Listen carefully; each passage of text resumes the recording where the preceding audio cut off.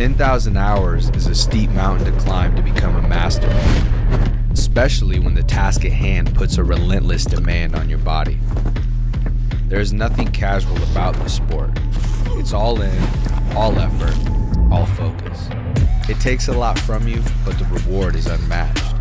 Mastery of oneself, an acute understanding of your weaknesses with an explosive sense of your strengths.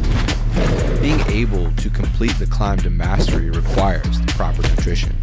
This is why it's important to take in a potent blend of electrolytes that is in tune with your output and brings strength to your goals. This potent blend is only found in salt electrolytes. Salt targets your depleted electrolyte levels with a boost of hydration and health. It gives your body the baseline recovery it needs.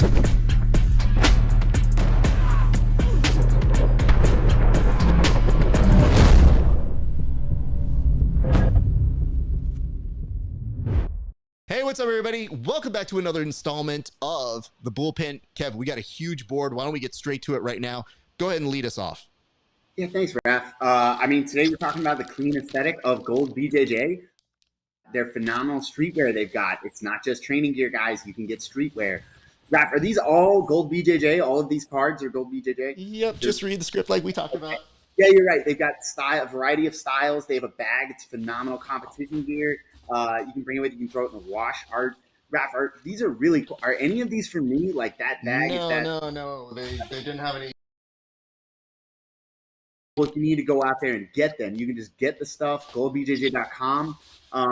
These shorts are awesome. I'm going to get this. Wait. Do they have a second set for me? Is that a thing they have? They were like, hey, man, we ran out of stuff, and they didn't have it in your size because like fat. You know what I mean? So, like, these are all for like me. Anyway, go visit our friends at goldbjj.com.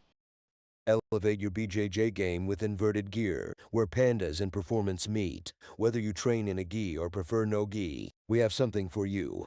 Our gear is built to last and designed to perform no flashy extras, just high-quality craftsmanship and minimal design. Plus, pandas. Don't miss our back-to-school sale going on now. Visit www.invertijar.com and roll with confidence panda style.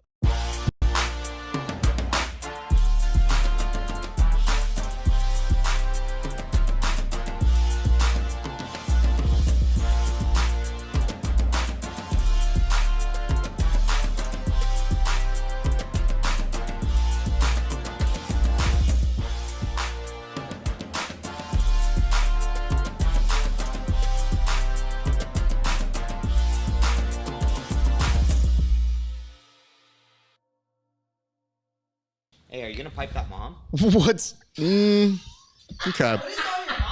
Hey, everybody! What a good time to come onto the show. Good thing one of our Arguello, Milton. How are you doing, sir? How are you, Coach Raph? I'm Thank very you for having us. Hey, thank you for hosting, sir.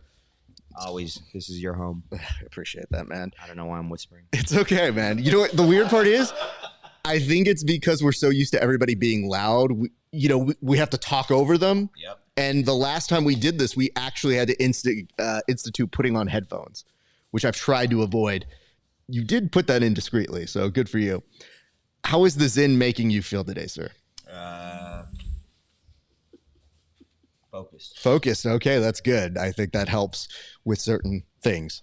I'll look over to the side. We also have a friend joining us. I'll say hello. Sasha, how are you doing, sir? I'm doing sensational.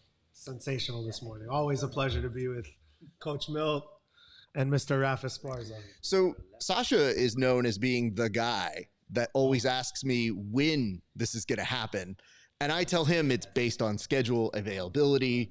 And we've been busy lately. So it's been tough to get together. And I found out that somebody's busy on December 7th. So 6th? What is that, the Jones card? Wait. No, it's 7th is the card. Isn't the 5th a Friday and the 6th a Saturday? There we go. Let's find out together. Discrepancies. Because that would change things, would it not? Oh, yeah, right in the nuts. Take a seat. I just need to find out. Boss. Oh. So my mom's birthday is the 5th.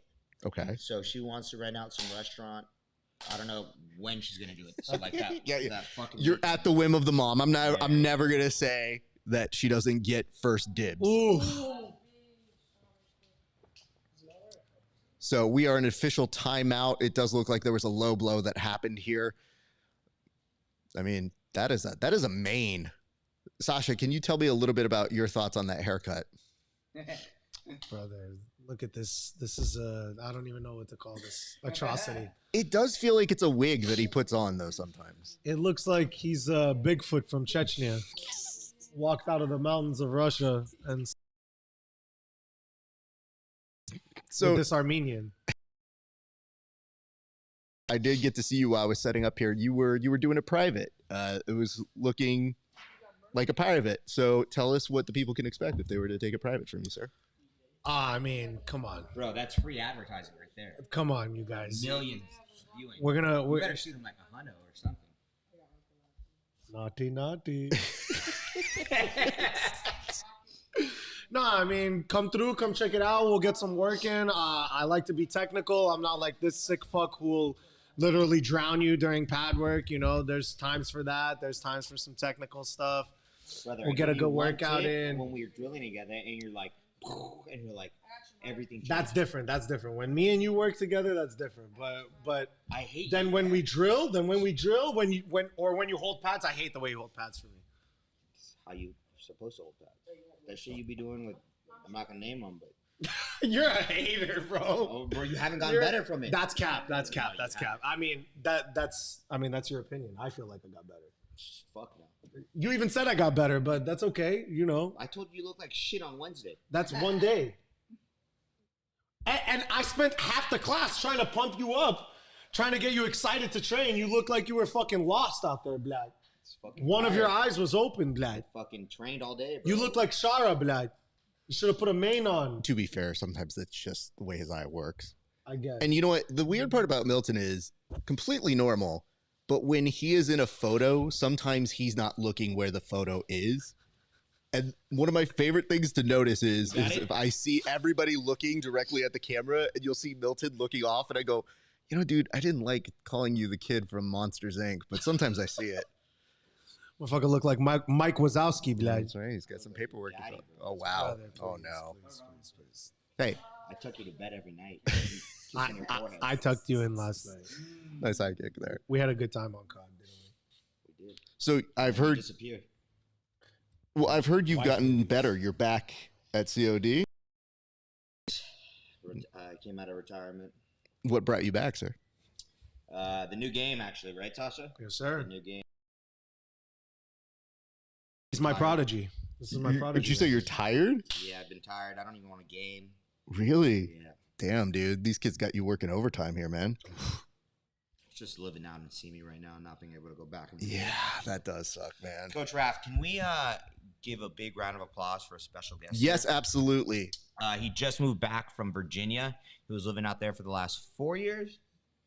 5 years. 5 years. 5 years. He's an LA boy. I'm trying to get out of his way really quick. he- Yeah. I'm trying to get out of your way. Salem, Virginia. What's out there, Lior? Nothing. Nothing. The fucking witch trials, Blad. Let's give him a round of Round of applause. applause. Round of applause. Well done. One of my best friends is back. He came back, living back in LA finally. Trained this morning, right, Lior? Yes, sir. You got it done, dude. I saw what you were putting him through. I saw exactly what's happening. You know what the worst part is? It's when I'm setting up this, I can't come in and be like, yo, man, I can't save you here. I got stuff to do. But I saw you going through it, and it was good, man. Way to get your pump in before it, dude. I usually have a lot more energy than this. This is after training with Milton. I'm going to tell you this right now. A lot of us have a lot more energy at different times. Facts. You know what I mean? Like, this card is too early for me to be my normal tone. Oh yeah. And one of the worst things is like, dude, I get excited for these things, and I'm still excited for this. But waking up at 8 a.m. to go, I have to set up all the shit. Oh, I don't want to do that. I just want to watch the fights. Yo, I am impressed with how fast you set everything up today. Thank you. That was insane. Yeah.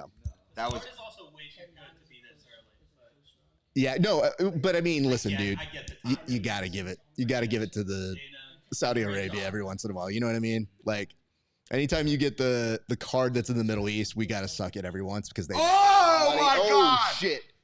What the fuck did he just hit him? Bro, he slipped and he threw the spinning elbow, back fist or elbow? Wow, Yeah, that it was fucking clean, sick. dude. My parlay just flew out the window. Leg one, crash and burn. Crash and burn, brother. I have news for you. Your parlay was never going to see the light of day, sir. Thank you. Did he just walk it off? Like, Yeah. So, he yeah. definitely walked it off. He made the judge call it. Like, So Bro, the dude can't get up. Look at no. I mean, like, it was a pretty close to a face down if there is anything like that. I gotta see that replay. Yeah, when they do He the replay. slipped, or he dodged out of a punch and then spun with it. Oh, it was a kick. Look. Nope. Fainted the Wham. kick. Boom. Spinning it backwards. is. There we go. Oh, he Oh, it's doubled the it up. reverse. He doubled it up That was sick. to the other direction. That was crazy. Go one. Block. Nope. Block. Spin the other way. See Oh the other my side. God. Well, That's bam. nasty. I'm gonna hit Sasha with this week. I'm not coming to Wednesday, bro. Bro, you've missed the last 3 Wednesdays. No, I out of haven't. 4. No, I haven't. I was there the other Wednesday too. Last Wednesday. Man, you're gonna make Milton do attendance here, dude. Like that's how rough it's getting.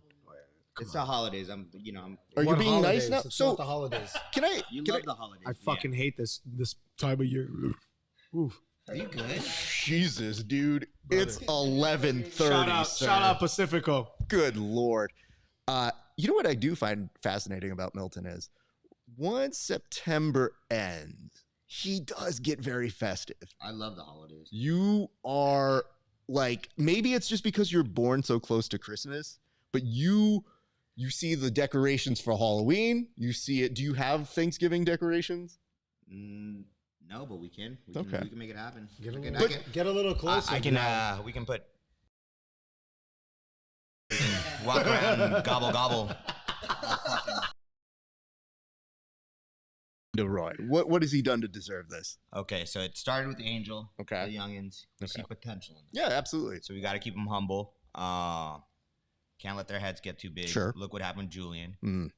So just trying to make sure he's on the right path. Very hard. Roy knows I'm harder on him than the other students. Yeah.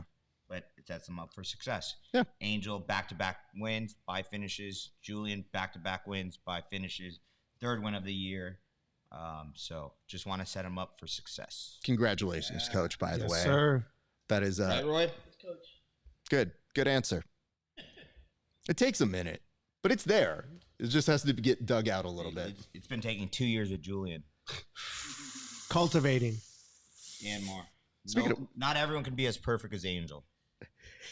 That's true. Where is Angel? Right there. Angel's solid. Angel, you want to tell the viewers about your relationship with Julian or no? They're minor. He's a minor. I'm Coach. so glad that you spend your time pumping up the kid, being like, he's the model kid. He's the model kid. Hey, I'm going to make fun of you next. You got to keep him humble. You got to keep him guessing. That's the thing. Sure. Coach, can I ask you about that Rams game you went to on Thursday? Yes, sir. Please do. So, Yeah. went to the Rams game. So, first of all, shout out to my boy, Max. Those were amazing. Dude. Can I see a picture of this? season? Yeah. So I can show Leo. So, let me just point and paint the scene, if you would.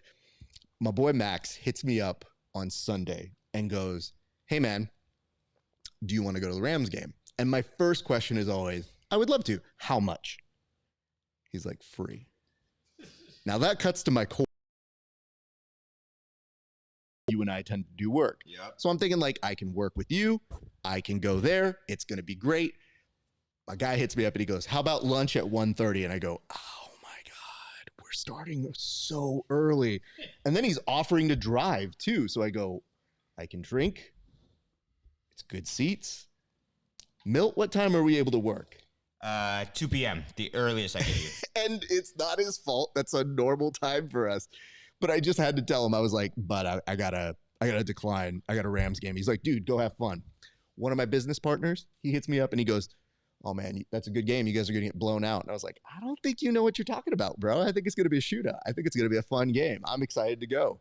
We go there, beautiful game. The seats, Amazing. oh my God. It was the Vikings. I thought you were a lifelong. I am, but I thought you were talking about. Dude, you're a fucking retard. Hey man. Let's make sure we don't get this stream off. Sorry. So this Is the R essentially word banned? What? The R word is It's a rough thing. Those are it's a rough thing. right? It is that because game, on YouTube it could be considered slander. Oh, on YouTube you can't even say moron. That's what I'm saying. Yeah. And some of us are getting Somebody monetized. just says it. Hey, don't fucking this, don't fucking that. So you know what's interesting is okay. We got that on tape. So the interesting thing about it is my boy Max was not initially a huge football fan. So similar to you, where it just kind of now he's become it. And so I'm a little more chill. And now this dude, every play, because these are season tickets, he was literally like, this guy's great. You need to know about him. He's so good. I was like, this is great. He now knows all the stuff about the players. I know. Hold on. Raph, ask Lior about my fantasy team. Can I ask you about his fantasy team, sir? Come on, Leroy. I declined to answer about Milton's fantasy team. So Get on the other Yeah, mic. get on the other mic, man. Hold on. Relax. We need that camera set up. Uh-oh. Angel, can you go check on the green if it is green? Model so student we're just Angel. going to hear you first, and then we'll kind of blend you in. But I'm here. tell me about Milton's team. So Milton got into fantasy football. I don't know if the viewers know Karma, but Yes, they know Karma. You should be joining us shortly. Sadly, they probably know Karma. Karma got Milton hooked on fantasy football, and he was kind of his mentor, took him under his wings. And we won't talk too much about Karma, but Karma was the last place finisher last season. Oh, was he? He still hasn't done his punishment. What does he have to do for punishment? Because you guys have intense Last year, punishments. It's a modified version of the Waffle House challenge. Since we don't have Waffle Houses out here on the West Coast, he has to go to IHOP for 24 hours. And every pancake he eats is an hour off of his time. We've since changed Stack or No, singular? one putt. It started with a stack would be an hour, and my brother-in-law that wasn't going to happen. It was terrible being over there. But we've since changed that, so the last place finisher this year is going to have to do a calendar photo shoot, and each one of the other teams gets to pick the outfits for each month. And we all get a calendar. Yeah, and then obviously each one of the team members gets a. But this is all to say that Milton has since overtaken Karma in fantasy football. Like that. Milton's in first place currently with a six. What the With fuck? a 6-1 team with the highest scoring. team What in else? the What league. else? Highest what? Highest scoring team in the league. But he's kind of fallen off right now. He won't tell you about last week. What happened last week? I had injured players, but okay. And my His team team put up a measly 50-something points. Oh I believe. no! All right, brother. Maybe 60. Brother, they were all injured. What happened? What's happening this week when they're all back? Who's the highest projected again? Projections mean nothing. Wait. But I just want to know who's the highest projection? I think we checked on the drive here. Milton is projected to be the highest scorer this week. Okay. And what'd you tell me about my team? I said they suck. No. Let's be honest to the viewers. I said you're a Kyron Williams merchant, and you got lucky because no one thought he was going to be this good. Kid, nobody asked you. Okay. So, Lior. Yeah, back to I kind of went on a tangent. I'm doing the weave. If you guys. Yeah, no, you we guys know. the weave. We're doing that. So, Lior, is my team better than yours or not? Is what? My team better than yours or No. not? Okay. Did I beat you already? I'm not sure. I actually don't know if we So, faced each other. can I ask a question here? Yeah. Is there anything as performance-enhancing drugs in fantasy football? Reddit. Yes. Nope. Milton gets a lot of his information from Reddit and Reddit? No, I know he's a I believe Reddit. some AI interface. He does some AI. You don't, man. I wasn't even doing fantasy football with AI. Shit for fantasy. Is it? Yeah, Check it's that, by the way. He also gets I have actually heard that because in my other league, someone drafted In the realm of fantasy football, cheating. I don't think so. you don't think so? Okay. It might be a little disrespectful to the league, especially if you don't disclose that. Interesting. I don't think it's straight up cheating. Okay. It's a gray area, is what yeah, you're saying. Yeah. Okay. It's an unwritten rule, I think. Okay. You want to do your own research and get your own team. But Okay. I respect someone for going outside of the unwritten rules. If you're not cheating, you're not trying. That I do understand. I'm with you on that. I'm just wondering if the integrity is stronger for anybody who's in the same league for any reason. It is. It Okay. is. Good to know. Especially if you're not telling the league mates that you have someone looking over your team. Mm.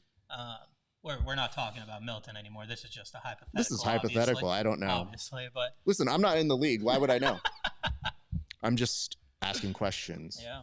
Because Let me see your fantasy football app. Are you taking over his team?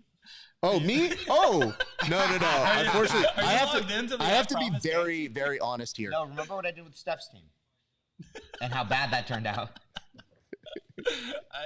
Yeah. So, full disclosure here, I used to do fantasy football pretty hard, Yeah. aggressively. I found that in my experience, 3 teams was my max, but 1 or 2 years I did 4 teams, and now I do 0 because I need the time back for all this show stuff. And yeah, it's a lot. But I understand the sickness that is gambling. I indulge it many a times, but I have fairly strong control of it. However, Milton coming back into the world of fantasy was enough to perk my interest to go, I just want to hear about it. Roy, are you bored? What number? Why are you hitting the bag? Practicing my switch kick. Okay, come here. Throw this out for me. And then there's another one, and the bottle opener's on the fridge. Thank you, sir. Very useful. Good use. Child labor laws are not in effect at my Motherfucker's academy. kicking the bag over here while we're on stream. And Well, there's nothing in there. It's just a bottle at that point. I understand. Just saying. There's a lot of overlap between the mob and martial arts. There's a lot of go get your shine box, kid. So it's going to help him one day. Absolutely. He'll be a made man one day. Just not today. Hopefully. I mean, I don't know, man. I'm not going to live long enough to see him become a made man, honestly. Exactly. By the way, for people who have watched the show, in case you're wondering, the kid that is doing this is one of the kids that thought I was retired in life. Motherfucker thought you had an AARP card, Yeah, huh? like I showed up here like this is what I go do to volunteer to like in my older age keep my brain working. So I mean, Raph, we've seen how you grapple, so well, some of us actually still grapple. I don't know about other people here. he grappled this month. Once this month? once this month I got it in. Wow. I was told to. How I did was it go? told I needed to participate. It didn't go On the that dash, good, maybe. but it was fun. I had my guard passed by people that shouldn't have been passing my guard. That would have never happened when I was at 10th Planet Roy. Van Nuys. It's a button with the You know. logo. It's white. So, that's what happens when you don't train for 5 years. You tear an ACL. Almost it is what it is. a torn ACL, brother. 2021. Brother, that was like COVID ago. It was during COVID. You're absolutely It right. was a long time ago, bro. That can have lasting effects. COVID can at that time. COVID can, a torn ACL can. Brother, you're back. You know what? I didn't realize Crispy was still here. That's so weird. Is he? No. I'm saying for the amount of time you're taking for your injury. I'd like to come back to this though. God, I actually had to have surgery on my injury. This guy faked an injury. Come on. Wow, you're saying the results aren't real. You're saying that What were his Crispy's results? Crispy's What was wrong with his knee? I don't know. You tell me. man. He never told us. He never got an official diagnosis. Interesting. Yes, he did. He had a grade 1 MCL sprain. Grade 1, What was your grade? 3 Tear. rupture is what the doctor used. So I'm glad you showed up for one class, Of course. but you are more of a striker now, right? Yeah, absolutely. But you don't come to Wednesdays, so you really don't have the ability to participate. I was here this Wednesday and I was here last Wednesday. I took a break for 2 Wednesdays because I had to move my girl and I had an overtime job. But he's gonna let him say what he has to say so we get it the fuck out the way. No, he's a hardworking man. Okay, He had to help his girl move into his place. So congratulations. understandable. Hey, adult things. Yeah, good job. Look at that. Adult things. Just rap. Here we go. There's Yes, always a please, catch. please. There's Go always a ahead. catch in this. All right. Fuck. So moving a bedroom, right? Yeah. It shouldn't take long. Oh no! But it took a week-long process. Are you kidding me? How? Imagine- He probably moved across the country though. If it took a week, it probably moved across the It country. didn't take a week. I just moved a whole apartment in 3 hours. Yeah, that's you by yourself. You don't have a girl slowing you down. Exactly. I actually had Yeah, I actually had 4 there. My mom, my sister, They're my other sister, helping my you. other sister, and then my there we go. Yeah, I had to help my girl. No. What? You need another Zin. Pop another Zin. What in. You're out of furniture control did you right bring now. that was so hard? You Bro. packed fucking clothes, brother. That's it. You brought clothes over. It took you a week to move clothes. It was one class. It was one class. What are you freaking out about right now? I thought you No, said no, two. but You're having a full blown meltdown Wasn't, right wasn't now. it 2 classes though? How did one class suddenly? One class was for the move. One class was for overtime. I had to go work overtime. Okay, but it took you a week to move though. It didn't take me a week to move. He's making. Don't listen to this little. How many? fuck Did right it take here. you more than one day? Yeah, it did take me more than one day. It wasn't just my bedroom. I had to go to fucking Arlita, pick up all my girls' fucking shit. We had our whole apartment was half in the living room, half in our fucking bedroom. Come on. Why are we even getting into the semantics of this? You know, if you Also, I'm Russian. We don't move as fast as fucking, Salvadorians do when it comes to movement. Russian There's some Jews. vodka involved. Yeah, Russian you can't Jews just were- move. So We're you're admitting slow. you were slow. Absolutely. Oh, okay. Yeah. So you're But you're also inefficient. grossly fucking over exaggerating. A week is absurd. 5 days for Ken. Brother, we'll go with 5 days just to make you feel better. Okay. Do you feel better? I'm chilling. You need You're- another Zin. You're the one that's You need another amped Zin. up I'm right now. sweating right now. To be Exactly. honest with Because I put you on the spot and I'm right. Oh, cat got your tongue now, huh? you. Cheers, brother. I will say the fist bump to the bottle is a little bit of a interesting dynamic here. Well, I would say this. I'm glad you went to one class, but that does not give you the ability to discuss grappling like you know it. What do you mean? I have a blue belt, and then I quit. I'm a statistic.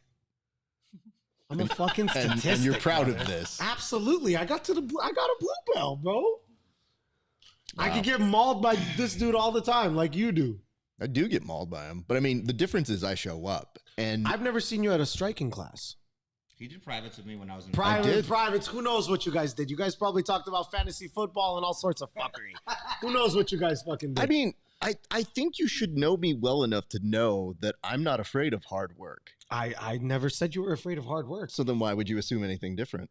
I asked if you've ever been to a striking class. I've never seen you in the 6 p.m. class. I have been there, but here's what I'll tell you. The issue I run into is No one's asking you to spar. I didn't claim that. Okay. I Why are you putting words in Coach Raph's mouth? It was like, listen, dude, I like the classes here, and I wish I could take more of them. The issue that I have here is 6 p.m. from where I live, Where do you live? Burbank. These are excuses. My girl works in Burbank. Okay, but we found out how long it took you to move, so you're really Moving gonna. is different. Let's not. Moving let's- is the same let's traffic. not- it's Let's not the think same. about this. She doesn't When live it's in traffic Burbank. She for doesn't live in moving, Burbank. it's I said very she different. works in Burbank. fellas, we got a banger of Yeah, a fight thank right you.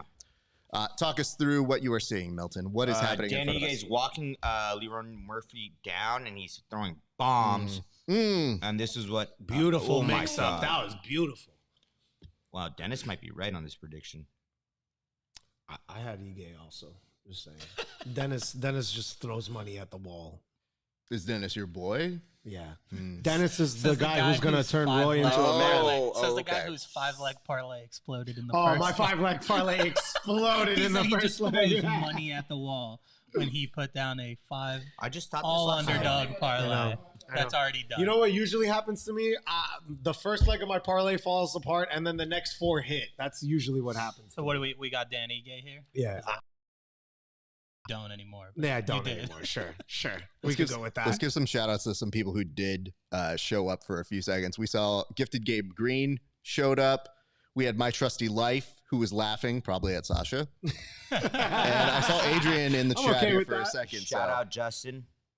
You guys got some work in yesterday, sir? Yesterday, I hope you did some. You learned some things. Justin, if you're still watching, please comment down if you like that private. Always good working with him. He has amazing stories. He trained out in Hawaii for a long time. He's a black belt, lifelong martial artist. Dan Ike's busted open. Coach Raph, what are we streaming on for the audience? YouTube, Twitch, Twitter, and Facebook. And what do they need to type in to get there? Grappling Hour. Perfect. It's so funny when I'm explaining to parents or people here, they're like, where can I stream it? And I just point to my shirt. And I just go like, this Well, is they the need place. a platform. They need a platform. I mean, I get it, but You I know just what I go, mean? just type this in. You'll find me. I mean, Oh, shit. Yeah, look at this. All three of us. I'm here to rap. Where the fuck is your shirt? Yeah, what the fuck is Get that merched up. garbage? I need both Chargers. I mean, Are you a resident of San Diego or the San Fernando Valley? Like, what's They're- going on? They play in LA. But yeah, big Chargers fan, big I'm so Grappling Hour sorry, fan man. as well. Oh, thank but- you. No, you're back. You were good. Yeah, That was clean. That was a I'll clean need switch to- up I'll right need to there. get myself some merch. I mean- where can we get merch as long as the viewers? Of course, you guys can go to rapasparza.com/merch. That was good. That was a very good handoff there. I got You know what? It's much better than I have a clip that I have not put up, but it was of when we were like, oh, I've got a Patreon. And then you see Sasha do the worst improv you've ever seen anybody doing, be like, I didn't know you had a Patreon. And I don't Milton even remember literally this. goes straight into, brother, he literally said it 3 times before you got on. I might have been intoxicated. You were definitely intoxicated. No, there you over go. there, yeah. Raise your hand if you're a subscriber to Grappling Hour Patreon. And I see. Switch the camera, motherfucker. No, we're gonna stay on you. Motherfucker, you can even join the free version. Can I? Oh my God! Yep, hold up. Nice. What, he sit him down with the right hand? Left. Left. Yeah, this Left is hook looking from heavy at this softball. point now. Oof. We're gonna stop this in No. 3. No. Fight back. The fight back. odds makers were crazy putting Ige as a Ooh, plus all right. 200 underdog. He had a lot of time to prepare. Crazy. Disrespectful. 28 seconds. Turn him. Oh, that was a nice That was a skip good knee. That was good. That was the time you need your knee to come through. Buy some time. Mm-hmm. Big elbows. No, his head's hidden. Yeah. Good takedown there. Great first round. It's gonna end the day. He's got Sweep. more. Nice First sweep. Does get it. Has a look at the back, but that will expire the time. They look for tired. that. 10-9 Ige. Dude, they were fucking They scrappy. were. Bro. They were. Yapping absolutely. about moving for 2 weeks. It's just I didn't want to yap about moving for 2 weeks. You had to bring it up. You wanted to yap about that. I mean, you just didn't defend it well. We could have been done with it very Who the quickly. fuck is Loverboy talking to out there? Andrew, you want to pull up a chair? I'm good, coach. Thank you. All right. We will bring him on though at some point. I do want to give him a certain Some shout out. airtime. Well, my man worked hard. Angel, Wow. where's your boyfriend at? Good Lord. Are you Sasha?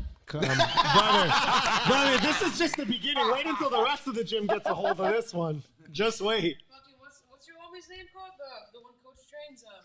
Dennis. He's like, oh, so he comes up to me, he's like, Angel. So I've heard you guys fucking sit in like the back seats together. I was like, yeah, what about it? He's like, yeah, you fag. Hey, yo. Oh, no. Angel! Angel, You can't be we're gonna saying get that. banned. Oh, We gotta no. watch the words. Is that the second? That's slur a on this that's episode? a that's Rappies. We're about to get demonetized real quick. Oh, he's like, Oh man. We're about to get demonetized real quick. He's talking Raph about, is contemplating. he was talking about cigarettes. Yeah. So Yep. that's the thing. People. He's a didn't British catch on that Mexican one. from Reseda. British Mexican. You don't talk British much about Mexican those. from Reseda. Most people don't know about them, but they live and they exist. 4:30 left in the second round. We start things off, and I mean, listen, dude, that was actually a very entertaining first round. So I'm very pleased that we were able to see that, and I'm very happy that you guys are joining us. Be sure like, comment, subscribe. 10-9 Ige, and that was from Aaron Bronster, and I see Scott Fantano with a 10-9 as well. So that's consistent with where we are here as a group. Correct, Sasha?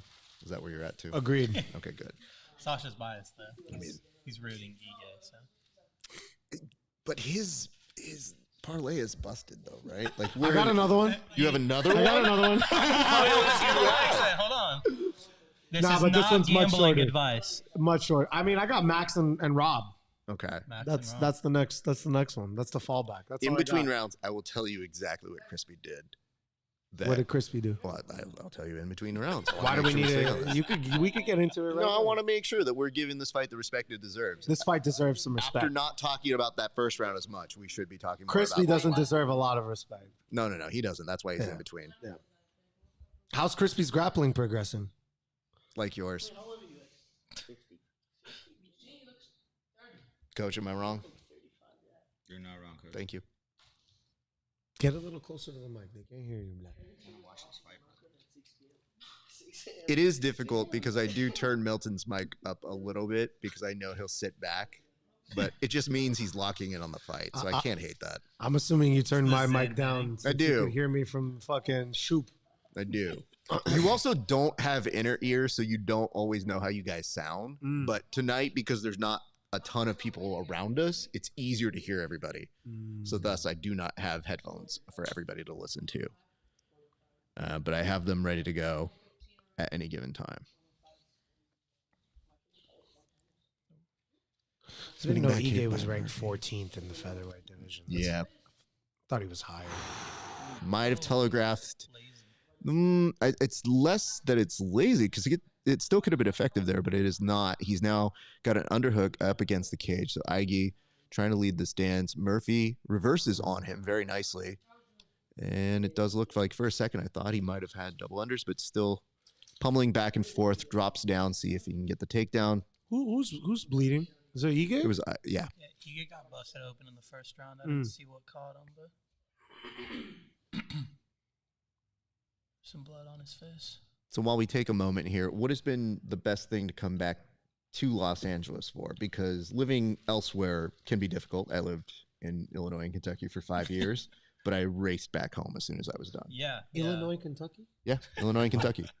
Got scholarships. I had no idea. Yeah, lived out there for 5 years. But to What everybody, was that in like the 70s, the 80s? How long ago was that? my child, it's whenever you claim you were listening to rap. Oh, don't start, bro. No, I see you. I see you and Kevin. It's adorable. You guys are comparing notes on established rap. What do you as if listen to? found You it. still listen to Grandmaster Flash in 2024 or what? I know my references. That's the difference. You just throw them out because you heard someone talk about them. Yeah, back to back the to you. question. Yeah, back to me. Back to LA. First of all, being with the boys, like Milton said, just being with the best friends. Kind of grew up around here, so have my roots, the family, the friends, and then the food. The food in the San Fernando Valley is unmatched. It's true. How did Good you meet takedown. Milton, out of curiosity? How did I good meet question. Milton? That is a good question. My sister. Yeah, I was, Really? Yeah, Wasn't expecting that. yeah. Me and Amy were in school together. We're the same age, so I was good friends with Amy, and then Karma. And Karma. started Can we hanging around, gloss yeah. over that again? Can we just Yeah, pass over yeah. that? He's at I've heard he's at a dog's birthday party, which is why he hasn't showed up here. That's sources are saying. Raph, can you clip that one for us? Yeah, absolutely. Hold on. I'm not 100% So sure. I don't know if you can see this, but it says marker added. So anytime there's a moment, just tell me to do a marker and it will remind Raph, me. I need those 10 seconds. please. Absolutely. I understood. You don't ask for a lot of things on the show, honestly, but when you go, sir, may I have a copy of that, please? Absolutely. We can get that for you. All right. Solid second round there. I would say this. I'm happy that you're back. I want to go more into the history of you and Milton, though. When did you know that he was going to be someone that you would be a friend with? Because there's always a point in a relationship where you go, oh, this dude's actually all right. We were bad kids. You were bad kids? Yeah. There's a lot that we can't discuss Now, hold openly. on. Are we but talking like actual bad kids, or are we talking some fake, like, young kid shit? Because when the fake kids are like, oh, I was bad. We made a car crash. You made a car crash? Oh, shit. Hold on. I don't think legally we could say that. Allegedly. Well, Allegedly, we there we didn't- go. Yeah, they crashed. We didn't affect that in any way. shape, or form. You just said you made a car I crash. didn't say that. He said that. I don't know who said I that. didn't say that. Now I know who not to bring to court. Man's dry snitching over There here. might have been a car that crashed behind us, but that could or could not be our fault. We're not sure. You kids have a I don't know what you did last summer bullshit. Like you like were like, man, remember the time we killed somebody? Anyway, fights are great tonight. We're really enjoying this. Yeah, Milton's trying to incriminate based on things that are up to interpretation. Got it. He's got a great imagination. Yeah, is what that is. great we legalese grew right up, there. We were bored teenage kids who just wanted to go out and have some fun. You know, I like some chaos. I like the idea that it's like we bonded, and that's when we became friends. When we got away with murder, we were like, you know what, we're gonna be lifelong friends. I Some of the best truly friendships. based on the degeneracy. You kind of alluded to the gambling and the addictions that come with that. You just kind of you gravitate towards people who like the same things as you, and you could tell we're both messed up in the head a little bit. You'll get Bitch, to know I'm that. normal. I don't know about you. I don't know about normal, but normally messed up, I think, is a good way to categorize Milton. He's not too messed up. Ooh. But Nice switch there. He's gonna potentially. I think he's gonna be able to stay on top here. Yep. No, he's gonna get rolled. Will he be able to reverse it? Reverses back He knew like nothing. Amy in high school. Where'd you meet his sister? yeah. Was Me and Taft? Amy, yep, Taft Okay. High School. Shout out Taft. Great place. Bro, why do you keep playing with these Bro, fucking because markers? I fidget, man. What Jesus is Christ. dude, don't break that shit. I'm not gonna break it. If I break it, I buy it. No shit, dude. Okay then. How much? What is this? What does it cost you? Actually, these are annoyingly like they're not like the super expensive ones, but they're I'll the send you 32 cents. brother. That's not what that cost. Come on. No, that's how much it would cost to make. Some but they little- sell that shit Some up. Taiwanese child made this. Let me see the fights. Let me see the fights. Who's he with? Is he with his Oh, tia? he's at That's your, Starbucks. Look at the Starbucks. yo. Got a Little guest toehold on the attempt in a fight that did not turn out well, but now in half guard. I did not expect this Angel, to be a turn that grappling shit fight. off. Enjoy the fight. I told him to call off.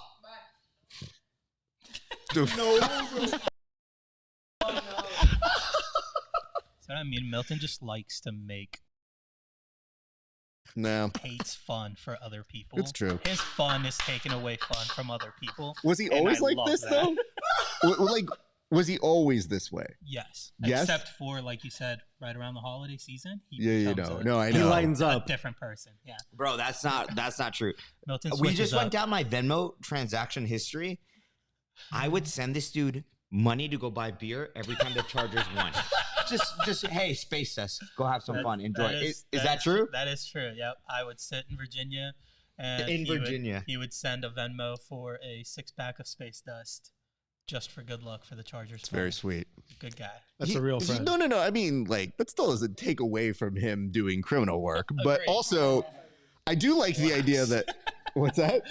We gotta fuck the Chargers from off. Oh, wow. From the child. So, yeah. Roy thought the fucking Rams played the Packers No, that was last this week, and he's like, Coach. On Thursday, he goes, Coach, I'm so mad that I'm not watching this game right now. I'm like, Roy, it was 14-14 when I just checked. He goes, yeah, I checked that too. Motherfucker didn't even know who the fuck was playing if you just checked that shit. Oh God, I did. You don't believe in God. Yes, I do. He said, "Yeah, you do." Let's get into that. The belief of God. Yeah. This isn't a Joe Rogan podcast. Please. Roy, I'm sorry, but God doesn't exist. We die, and you're going to rot in the ground. And that's it. Worms are going to eat your body, Roy. Remember when I said that Milton enjoys taking joy from No, people? I know. I see it. I would just like to mark that as a perfect example of that. What's up, bud? Peeking. Okay. All right. Remember Referee's that coming one down to time the you had wire. a stranger walk in and you almost beat the shit out of him? I think Dan Ega's. And remember losing you this said I fight just again. sat there while you and Kevin handled it? reversal. Yep, you did Unfortunately, sit there. that Sasha happened. You didn't have my back. 0-2. I had I your, won. what do you need my back? You had light-skinned daddy. What could I do that Kevin couldn't do? Just like at Tarantula Hill. Remember that, Raph? When the heckler kept heckling us, and I thought I was being nice. He gave me a little. I too didn't many even know what fuck you. happened. And Sasha I Grasset. was getting ice cream. Hold No. on. I Gentlemen. was getting ice they're cream. when swinging. that They're happened. swinging. They're swinging to end, and round 3 total strikes. Murphy is ahead, almost a 2-1 here. He's Who going to won go this Cliff. fight? Yeah, It looks Murphy. like Murphy's going to pull Dana's it out. not doing well right now. He lost. Dan. Okay, let's talk about Tarantula Hill. See how that place was going to be for busy. We're here. I've thought about going to do a fight companion. Like, I'd love to partner up with the bar at some point, right? Oh, and let's just preface. This is 1000% Karma's fault. Yes. No. Also, Yes, shout yes, out, yes, no free yes. shout outs to He- Tarantula Hill. He knows. Where? Here's why. We're sitting there. They're not putting on the fights yet. I'm wondering when that's going to happen. It's Big Kev's birthday. I want him to enjoy his birthday, and I see that we're getting close to pay-per-view time. Now, I know there's 20 minutes of fluff, so I don't mind if they put it on at like 7:20 p.m. our time. But they were very slow to do that. Meanwhile, And we couldn't get the TV that we wanted it on. but there's also Either. a Dodger game going on. Oh, yeah. So the Dodger game's going on, and you know, people are very vocal, and somebody starts giving credit to a Dodger. And- Karma. Well, no. Oh. Here's how it happened. Yeah, I was getting Being ice cream. fairly sober here. I'm watching this all play in front of me. There's a very loud Dodger fan who's yelling out, "Fuck a former Dodger." And Karma's like, "Dude, why are you even saying that? He was on the team. You can't, it's so fucking stupid. Why would you even say that about that guy?" And this dude's chirping off on him. Now, it's one thing if it's a one-time passing comment. That's not how Karma operates. No. So it becomes a thing. There's some chirping back and forth. And at this point, chirping back and forth, the boss over here maybe doesn't understand that security has already kind of started to move around. Is that really? They kind of are aware of it. They know something's happening. Shit. And mind you, Kevin, he makes his way over to Milton. Now, Kevin working down, and it's just like this, like nonchalantly. Now, mind you, it's his birthday. Milton defends Karma, but he doesn't have to do much than just stand up. Like, the even art of them standing up is enough for security to go, whoa. It was very aggressive. It was very quick. Now, when we all saw this happen, nothing took place. But Milton felt bad that it escalated this, but he didn't feel wrong. But yes, Karma did help instigate it. The Dodger fan was not helping it. So I was torn because I do love Karma, but also yesterday he was wearing a Yankees jersey, so it's kind of, you know what I Let's mean? get back to the I felt so degeneracy. bad. I even apologized to Raph for it, He did. and I was like, "Yo, I'm sorry. I don't get like that anymore. Did I fuck up?" Well, No, we talked afterwards, and I Yeah. made sure to at least go up to you because honestly, you didn't do anything super aggressive other than stand up. yeah. And in your thought, you were de-escalating it. But even you standing up as a fighter who As a knows 5'5" guy, Hold on, very hold on. intimidating. Wow. This is. so you know, he's my best friend. I mean, That's all the shit he talks. I've heard Yo, the term dumbass. midget with No, gloves. you didn't show up to teacher private this morning. You didn't show up to kids. Oh, shit. The sorry doesn't mean anything in your mind. I know that. You don't even know why you're sorry. So why don't you think about it? Why are you messing around with Roy right now while we have a stream going on? Is Angel up doing that shit? Pull up a chair, sit behind me. You and Angel can sit next to each other, hold hands, whatever the fuck you want to do. Just like chill. so they just did the scorecards 29-28 all the way through. Yeah, Rodriguez in the crowd with the cowboy hat. We got Diego Lopez in the crowd with his hair. Go grab a chair for your boyfriend. What's that? He was, which by the way is a weird thing to do. Like the fact that they were talking about for John Jones having Aspinall. Aspinall as the In the backup. wings. And I believe it was both DC and Chael that go, you'll never be a backup. Like, there's no way we will ever come to that. And so it's like, you're just wasting your time. And a weight There's cut. I mean, yeah. I mean, just staying on weight is a very difficult thing to do consistently like that. So let me ask this, though. Okay, great. Let's get more Milton stories. Let's say this. If I were to ask you, what is something that Milton did in high school that he would be embarrassed about you talking about on the show? I think that's kind of the best thing about Milton is that he just wouldn't be embarrassed of anything he's done. That's so accurate. Has he done dumb shit? Absolutely. If we talked about it now, he would just laugh about it and say, yeah, that's who we were back then. He's changed a little bit. He's grown up a little bit, but embarrassed, I think, is a tough word. Yo, I appreciate that. Hey, I love you, brother. Love you. Yeah, much love. Okay. I mean, we used to do dumb shit all the time. We'd go egging. We'd go TP. TP, ding dong Forking dish, like lawns, all the dumb stuff. ditch. Like, You know, I have to say, Milton's actually a really good person to ding dong ditch with because he's very fast. So that really does come into play. And most kids don't even know that you would spend your time doing that now. Yeah. It's almost like explaining a prank call to somebody and be like, why would they pick up the phone? With the ring. Yeah, the ring's Well, really not only good. that, but They've like, got you on camera now. dude, nobody, not just the ring, but if you do a prank call, nobody takes the call. Yeah. Like now, even then, dude, by the way. Scam call. Yeah, what are the kids doing now? Coming from Karma in India. What do you guys do? Yeah, what do you do for pranks? What do you Yeah, do? okay. Don't lie, Roy. Don't lie. Say it with your chest if you're going to say it. Believe it. What do you guys like to do for fun? Likes to eat. Eating's good. Eat. Interesting. All right. What do you guys get in trouble with for school?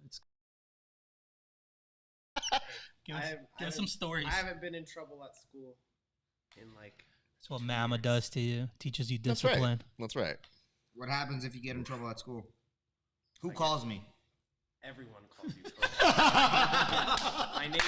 my neighbors from 6 years ago. Everyone knows you. They call you. They say Julian was being a little idiot, and then I get 7 black eyes. That shit sucks, right? Yeah, it sucks. And purple legs. And Bring your kids to Mama. I mean, you know what? Long term, it works. It really does. Don't question your methods. The but vice anyway. principal told Julian, I'm not going to call your mom. I'm going to call Coach Milton. No way. Genius. I mean, that's how it was when we were in school. No way. That's who you were scared of, Milton. She was my coach, so she knows me really well. Who is it? Coach Lopez. Oh, that's funny. And yeah, so she's caught Julian with this phone multiple times and goes, I'm going to call Coach Milton. As she should.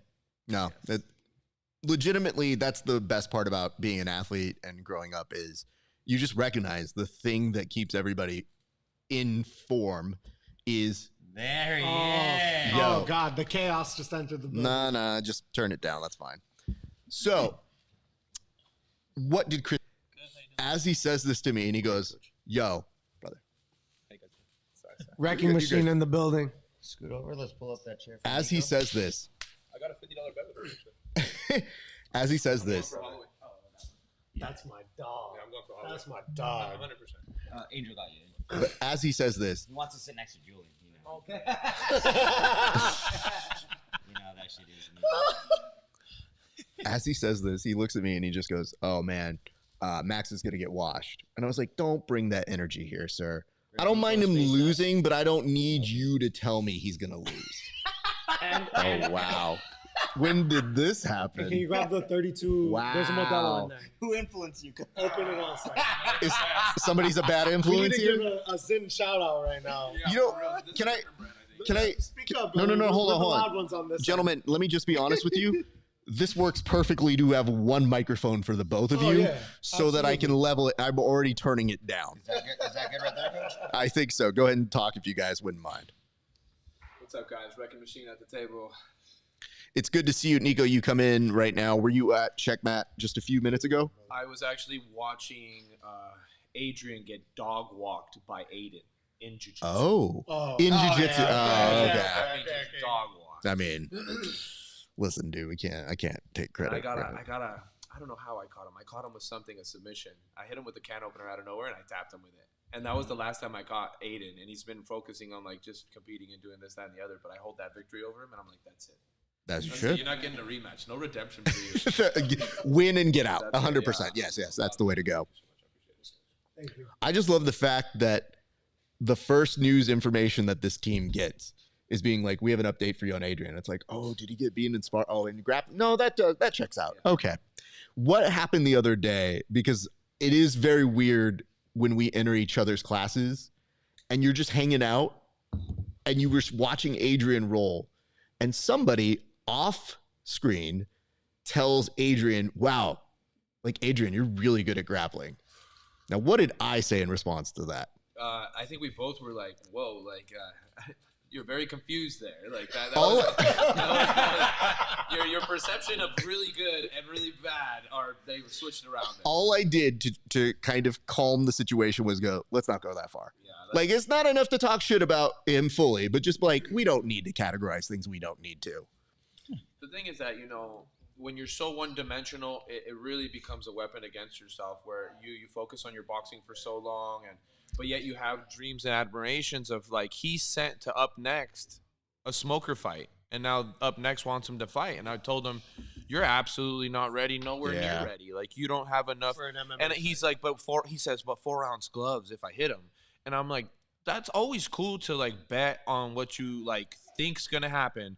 But you kind of want to prepare for every other bad situation that could occur, which is him being on his back, him being in a grappling exchange, somebody being on his back, all those things. He doesn't know how to necessarily initiate the grappling. You can see the uncomfortability. So The hard part for me is when he'll say something like, yo, I think I can take them in grappling. And I go, listen, dude, just train. Like, really just train. That's all you need to there do. was probably a kid about Roy's age who was giving him problems. And that's just because the kid fucking all he does is Was it grapple. Grayson? Yeah, Was of it course. Grayson? No. Some Not yet. Well, Grayson one day. Grayson's fucking. Grayson will be very, very solid. I'm very happy with his progression. Yeah. But he's been doing well, so I do appreciate him getting in the wins in a row or something like that, and they've all been pretty solid. Yeah. He's looking to fight December, I think 7th. He's always putting in. He's I've always for my guys, if you want to get a fight, you got to show me in the gym. Show me a good performance, show me some great work ethic, show me you lost weight. Say, hey, look, I'm already at weight. You don't even have to do anything too crazy. But if you show me that you already took the initiation to lose weight to be at your weight class, I'll be like, all right, let me just go get you something and let me see what I can get you. And for our youngins, show us outside the gym, right, Coach? Yeah, That's a absolutely. big one. Yeah. What you do in school, the way that your parents speak about you. Your parents are always going to be honest with the coaches. They're going to be like, he's a little shit. He's extra confident. Now he knocked one guy out. He's like extra confident around the house. He feels like he could beat me up. You know what I mean? Like, I don't know what to tell him. Coach, how do you feel about fighters yelling at the coach mid corner? I mean, I've never yelled at my coach, and I got like over 25 fights and different experiences. I've always been the type to be the loyal dog, the wolf in the corner. I don't speak, I only kill. I'll listen. I don't really talk too much. Usually when I fight, I really don't talk. I mean, on my eyes, almost my coach can see me and see if I'm looking at him like I need some information, or if I'm like, okay, that went well. I'm readable and I'm real coachable. And yelling at my coach in the corner would be like if the Avengers weren't. It's dysfunctional. That's not what it is. Right there, when we're there and we're getting into that ring or that cage, we are one. Even though the fighter's gonna go out there and perform, it's like the heart and the mind and the body. The fighter is the body. The fighter is a little bit of the heart. The mind and the logic, the setup and the strategy and the structure is the coach. He's the brain. It's like Pinky and it's like, Pinky in the brain. It's like you need that, that body, the physical body and the heart from your athlete, but the mental strategy wise, the experience comes from the coach. So, yelling and shutting down and going and that's probably something that he does at home all the time, where it's like. So, Nico, I don't mean to interrupt here, Oh, yeah. but is that not part of the control of also being a martial artist, is Yeah. being able to have that discipline in that moment? Because it's one thing to react, but you want to have that control and that ability to make sure that you don't overplay or do something when you need to be in your zone? For me, my experience, I've always looked, if everybody knows me and they know my history a little bit, I've, had, very few people that have been my actual coaches. When I have a coach, it's like a father-son relationship. It's almost a father figure. For me, I'm looking for that like 100% certainty. So my goal is to make my coach really happy and to make him like proud, like you would your father. And depending on everybody's circumstances with their fathers is all different. I have a great dad, super dad. He's a badass. He's awesome, but worked a lot when I was growing up to pay the bills, to get us in the house, to give me the nice clothes. So I was in the gym from after school to 9 o'clock when he'd pick me up. When he'd get off of work at 8:30 or whatever, he'd pick me up. So, I used the gym, my coaches, as almost like father figures to kind of like go through whatever I go through at school, and I would get off and I could go ask my coach, and my coach would tell me, oh, don't do this. Oh, be careful with this, girlfriend. Don't be brokenhearted. Don't think about that too much, this, that. They're both, whatever it may be the situation. So my relationships with my coaches have always been like very like loving and yes, sir, very fatherly like. So, and I argue with my dad, so it's kind of hypocritical. Like I'll argue with my dad, but when it comes to a coach, there's like a direct beeline where I know it's just a little different. It's a different amount of respect. I like to tell people this: when I'm competing or I'm doing something, a lot of my stuff is internalized. So I don't purposely take it out on other people. But in some instances, you're in the moment. I will always go back to that person and be like, hey, that was weird. I'm sorry about that. I apologize. That was my thing. So I think it's very important when major things happen like that. We're not all perfect, but there is a way that you want to make sure for those people who are looking out for you that they're your eyes and ears, and you got to trust them that way. Absolutely. So. For sure. Not saying it happened, but no. If it did happen, Coach, and you witnessed it happen, what would be your reaction? It would be very disappointing. It's more of a disappointment rather than, I'm not going to get mad at that necessarily, but damn, that's like more of a, like, I really didn't think that, was deserved. Like, as much because coaches do a lot. There's a lot of selfless, timeless. How much you charge for a private? You charge $100, you charge $85, whatever your private is. How many privates do you think you do daily with your fighters? Basically, they get an unlimited amount of privates. They get a value of like $5,000, give or take, like a camp, 2-month camp or whatever. If it's like $100, you're training them 5 days a week. That's $500 right there. It starts to add up. Not that I'm keeping count, Coach, but I think it was like 4,000 on your end. But there's a lot that goes into it. So because of that, you always have to be like, the value in the coach is so high that even if the coach pisses you off, you have to be quiet, because he's making the growth happen faster. He got you on like the growth. It's like growing a tree. It's like now you're giving it nutrients. You can give it water, but if you go to the plant store, and you give it nutrients, that guy's he's gonna grow. Those fruits are gonna be plump, ripe, rich, delicious. And basically, that's what a coach does, is he fast tracks individual from being mediocre or average in the gym to being like trying to be perfect. The goal is always, when we're working with these guys, is try to get them as perfect as possible. Nobody's perfect, but it's fine-tuning, crafting. It's like a mechanic. We're always oil changing and alignment, and we're always fixing up everything and putting new techniques in and new, So it's a lot of love. It's a thing that if you're a good coach, you're very selfless. And, and I understand why some coaches are very selfish, because if you be selfless for too long, sometimes you're an empty teapot. Everybody drank your water, you know what I mean? So you don't have really anything to give. That's what happens over time. Yo, cheers to what just Nico said. Just drop some bars. Not saying it happened at our gym, but no. It's very good knowledge. Bars. Cheers to that. All right, gentlemen, let's transition to this fight that is happening in front of us. Nico, can you tell us, are you excited for the fight that you are seeing in front of your eyes right now? These guys are two Goliaths. The Rakić is he's just a powerhouse, wild dude. And Ankalaev is if you look at his grappling, he's just a heavy grappler. I'd really like to see him grapple and just this should be ended already. I feel like in grappling aspect, he's one of those kind of Khabib-like dudes. He's got a heavy grappling power. He should just be putting it on him on the grappling.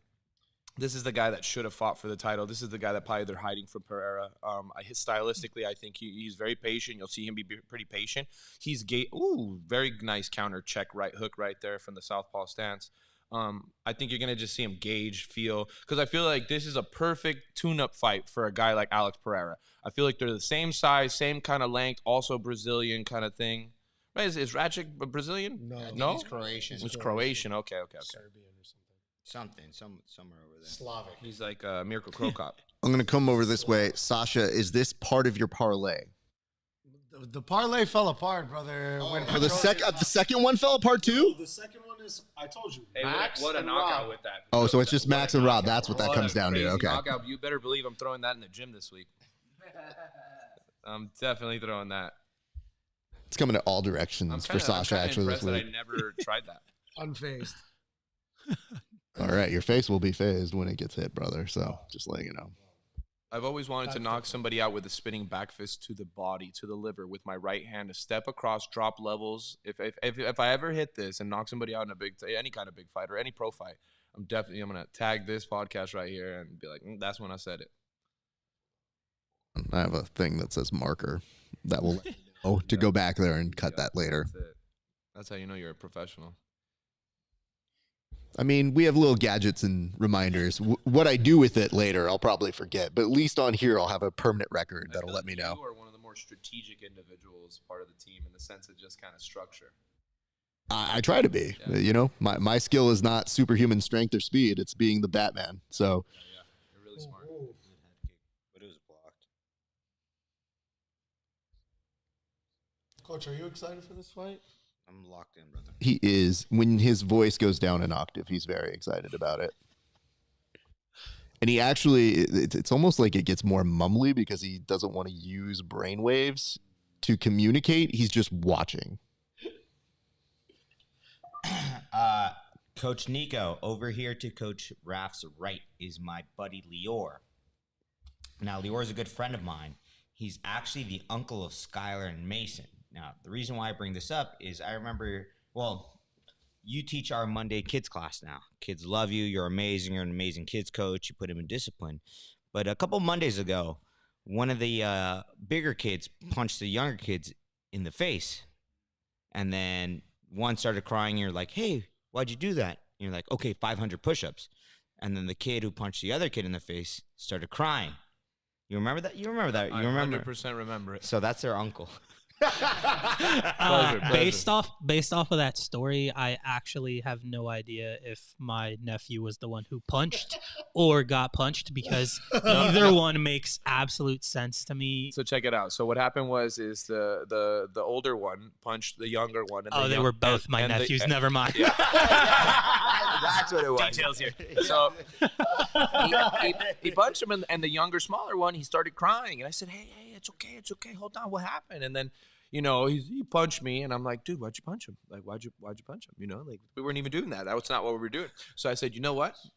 I'm gonna let him choose the consequence. So I said, what kind of consequence? How much workout should he do? What kind of workout? What's a hard one for you? Push up? And he's like, yeah. And I go, okay, push up. How many does he owe you and me for punching you? And he goes, 500. And I go, there you go. You owe me 500 after class. And the wheels started to spin, and he started thinking about it. And he's like, I could do 10, but I 500. And as he told me that, and I'm like, dude, what's wrong? I'm like, it's a joke. Just relax. You just can't punch your brother. Like, you got to relax. And he goes he's like, I can't do 500. I can only do like 20, like, you know. And I'm like, you're not gonna do the 500. It was a joke. I was like, don't cry. Take it easy. Then he went off. He cried for a little bit, and then he jumped back in. And then he jumped back in. And everything was good. That's awesome. That sounds exactly the opposite of what used to happen with me and my brother, who was their dad. So I used to punch him, and then I would cry that I punched him and got in trouble. So What the fuck? What do you mean? There's like nothing worse than your parents like being disappointed or mad. My parents were never mad. Ever. No, they were always disappointed. They were always like, just figure it out on your own. They would like put us back in the room together and like let us figure it out. Who won that first round, boys? Shit, I don't know. That was a tough one. We were yapping. I would say Rakić. You think Rakić did? Yeah. I think if it doesn't go to the ground. Yeah, 'cause Rakić? I just think activity. You got to think volume and activity, but you got to think that Ankalaev Give me your phone. is just gauging and just kind of like he's trying to take his time, pick his shot, pick his takedown. Coach, let me. Hey, what's up with this John Jones versus Stipe? I'm just not buying it. I'm not buying. I'm not. In terms of what? You don't think he's going to Wait, make wait, it? Wait, I yo, don't buy Dumb this and at Dumber all. back there. You guys know we can see you guys on the cameras, right?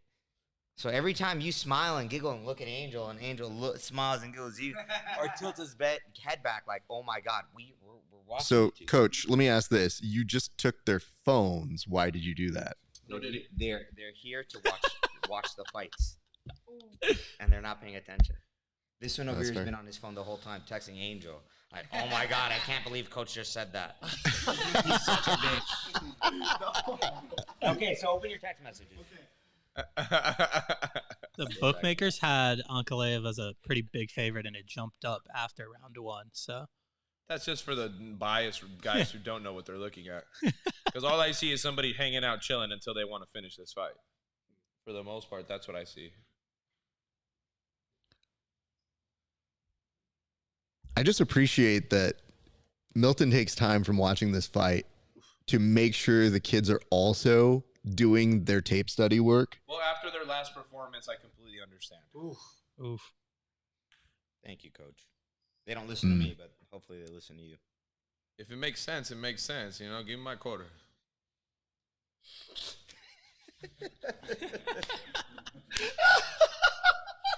Well, man, I've been doing a lot of camera time, video time for my other stuff, so I've gotten better at just shooting it. Well, you missed a few things. You missed a little bit of the Milton origin story. We did get a little bit more information on that.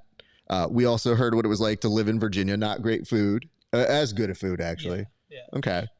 Kind of just the you can have whatever you want here, whenever you want. Yeah. Just more of an assortment. It's just that you get spoiled with the food here. That's the issue that I ran into. Inconvenience. Yes. I had a lot of people who were trying to give me good food recommendations when I lived in Illinois and Kentucky, and I felt so bad having to politely tell them, no, thank you. But the price, it'd the be price 1 is a.m. different. here, and he'd be texting me 1 a.m. here, so that's 4 in the morning there. I'm like, I know damn well this motherfucker didn't go to sleep. What the fuck you doing up? Like, I don't know what this story is, but I know it's made up just based off of how he said it. Okay. For sure. Milton would be sending tweets in the chat at like 7 a.m. Virginia time when I'm waking up. I'm like, what the hell are you doing at 4 a.m.? Fucking taking a shower and coming to the gym, bro. I told you, you've never worked 13-hour days in your life. Yeah, I don't know if any of your viewers have worked minor league baseball, but if anyone has, they know that 13-hour days are short. Lior, can you tell us who you worked for and what you were doing there? Nope, no free shout-outs. Just kidding. I'm just kidding. Shout out the Salem Red Sox. Left right there. I'm just kidding. Shout out the Salem Red was a really Sox. good They were a single A affiliate That's of a the very Boston Red interesting Sox spot he found. out in Virginia. I've seen some really cool players come out of there before my time, but shout out to Dodgers legend Mookie Betts went through there. That's right. It was really cool. I was in charge of ticket operations.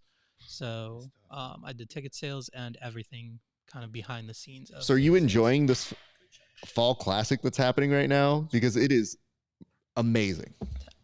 I love it. Uh-oh.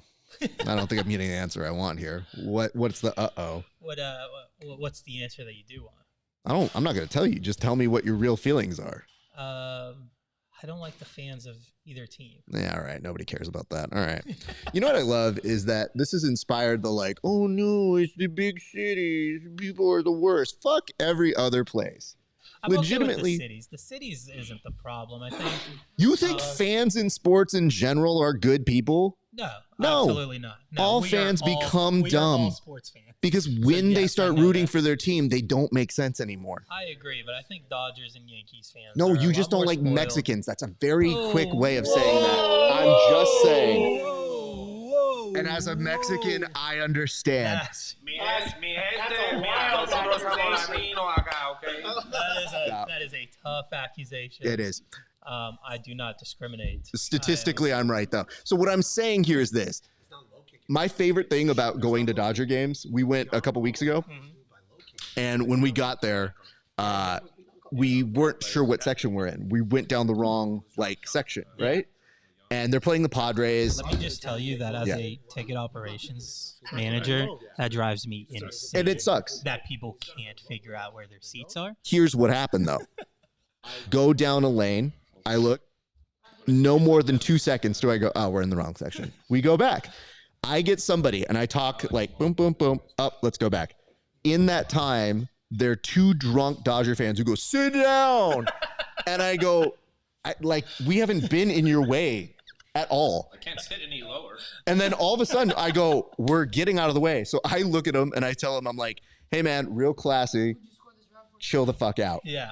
I walk up, and then I look to see my wife behind me, and I'm like, oh, okay, let me see she's not behind me. Too much pressure, too much volume. I go over to her, and I'm like, are you okay? She goes, I let them know a piece of my mind. Fuck them. And I go, sounds good, babe. Have a good one, sir. So even then, I was like, we're on your team, you dicks. So we've had issues with many a Dodger fan. But I will tell you, I do appreciate the growing interest of the games. Yesterday's game was fantastic as a baseball fan. It was beautiful to watch. It had everything. It was a pitcher's duel to start, ended with a walk-off grand slam. The over still hit somehow. Just a dream. That's the stuff you dream about as a kid. Yeah. It's phenomenal. Yeah. Well, I don't know how religious people are, but when you mess with the baseball gods and walk a player to face someone else. Yeah, no, I know. Gods don't love that. I know. Just pitch to Mookie Betts. Also, Nestor Cortez also started, not in Salem, but a short 30-40 minute drive away from there at the Pulaski Yankees. So Where the fuck is Pulaski? Pulaski, Virginia. Shout out. They're not the Yankees anymore. They're the River Turtles. But if River Turtles. Yeah. Go around, if press you're ever cancel. in the area, go check out a Pulaski River Turtles and a Salem Red screen. Sox game. Tell them I sent you. Minus 1,300? Am I retarded?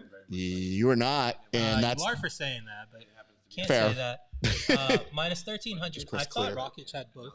I don't know what they're seeing there. Press cancel on that. Okay. Cool. Thank you. And let me see if I got you back. Boom. Boom. Well done, kid. I broke the camera. That's You didn't happened break the before. camera. The internet broke the camera. It was like, no, we can't hear this pro Dodger talk here. I would like to say that I'm not pro Dodgers. No. It's me, clearly. Okay. And I'm telling you, the reason why. Don't believe me. We know that you live a very tough life here. Yes. I just take their city. I just know that this is my story is to illustrate that even Dodger fans are problematic for Dodger fans at times. Yeah. But I also have met every type of worst fan in every franchise possible. I agree. Sports fans are terrible people. I think sports make us do stupid things and be stupid. But that's why half the time I just come around and I'm like, hey, I'm in a good mood. I like this. This is great. Teams that are naturally good 99% of their years and act like they haven't been good in 50 years. Like, being a Chargers fan, I haven't seen. It's a rough time, dude. In a very long time. By the way, when I was living in Illinois, the shit I got from Colts fans for being close to the Chargers. School in Illinois? Yeah. What school? Illinois State University. Good, because it's not Illinois. Fuck Illinois. Oh, wow. They're playing Oregon today. Oh, okay. That's what we're doing. Oh, you've got that on that. Yeah, Okay. so that's over there. Nah, dude, I don't give a shit. I'm not. Not Listen. a college football guy. Nah, but not even that. I just don't even. Ooh. That was nice. That was solid.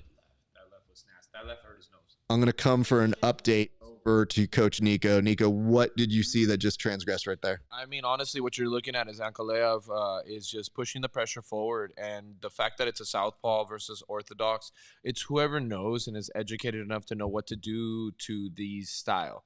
So, like, if you're a southpaw, you got to drop your left straight. If you're an orthodox, you got to double, triple drop your straight right, and you have to step outside of the lead leg, making it hard for his left straight or left overhand to touch you. And what we're seeing here is Ankalaev is doing a really good job of utilizing his straight left to the body, straight left down the pipe, and he's just not using a jab.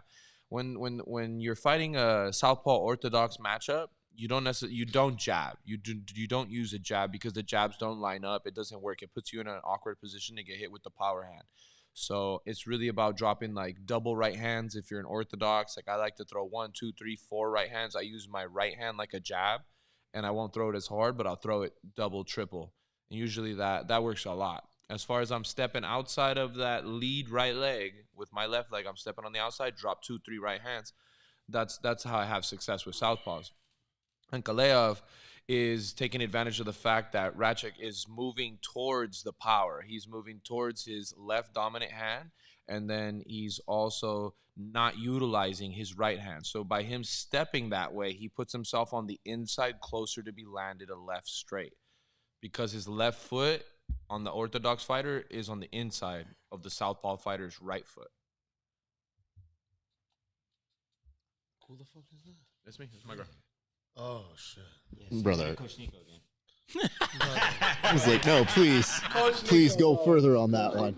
Like You don't use the nuclear bomb first. Yeah, exactly. So you're the first wave, sir. Send some troops. No, he literally was making sure that you understand you would be the first to die. We gotta send a drone or two. I'm too smart to go in first. You know what I mean? I gotta see how. Sorry, I'm sorry. You're not powerful enough to be the end all. I want to make sure that I never said that. Even I'm not as powerful as Kevin. everybody there's a understands scale here. the most blasphemous thing. To the secret weapon right away. I couldn't do anything. The most blasphemous thing said on this show is that Sasha is too smart to go first. Let's hold on that. What's wrong with Okay. that? What do you think, Sasha? I don't know if you get good at martial arts by being that smart. It's fair. Julian, Jeez. can you go grab 2 space tests for me and Raph, please? And those are the ones with the artichoke things. Yeah, and then a sculpin for Lior. Please. Please. It's very nice. See? Very good. Yeah. I think you need to give them a quiz on how the fight is going, sir. Julian already answered it. And what is it? And he got his phone back. Oh, he did. Yeah. I didn't know Yes, privileges that was were. a little Oh, sneaky, yeah. okay. Well, no, I mean, other stuff was happening. That was a little sneaky. Roy had asked him what he scored the fight. He said 2-1 Ankalaev. Yeah. So I gave 2-1 Ankalaev. It's about to be the third round, isn't it? No. No. Oh, no. Get him out of here. I think the first round was given to Rakić because Ankalaev was feeling it. Just want to remind everybody, Sasha is too smart to go first. But there we go. Anyway.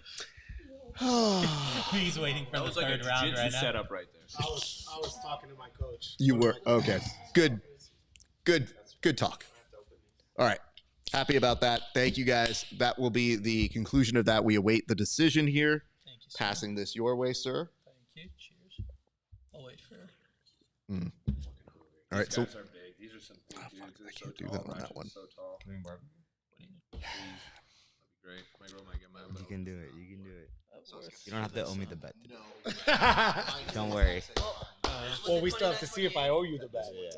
the Korean barbecue the other day was so good. We went for We have lunch. a- we I have a took bet. some home and I ate it for dinner, bro. It was so good. We have a bet right now. And it's chill, right? You just sit there, you order that little plate. That little plate was perfect. Yeah. I took it home. Because I came here, so I had to go and coach and whatnot. So I'd say I saved it, Coach. Puts less pressure on having to have dinner made and whatnot. Coach. So that's the best part. You got Robert or you got Khamzat? I got Robert Whittaker. I got Bobby Knockers all the way. Bobby Knockers. The Reaper, baby. Bobby Knockers. By the way, on this Motherfucking podcast, if anyone asks, I've only drank this today. All right? Only the blue can. All right? They're my sponsor. they're your sponsor? Yes. When did you start getting sponsored? Shout out, no free shout out to Athletic Brewing. What is Roy doing? Athletic Brewing, it sounds like it's perfect for me. I love kicking ass and I love drinking beers. It's Holler at your boy. non-alcoholic though. I will fuck somebody up and represent, trust me. Is a non-alcoholic beer. I don't know if you're. You got to make an alcoholic one for me. I don't know what they do. Milton, do you know if they make alcoholic? They can do a brews? special They edition for don't us. actually. Oh, good to know. Give them like a few years, the brand will expand. They just need to find an athlete to sponsor, grow the brand, and then they can make a alcoholic one.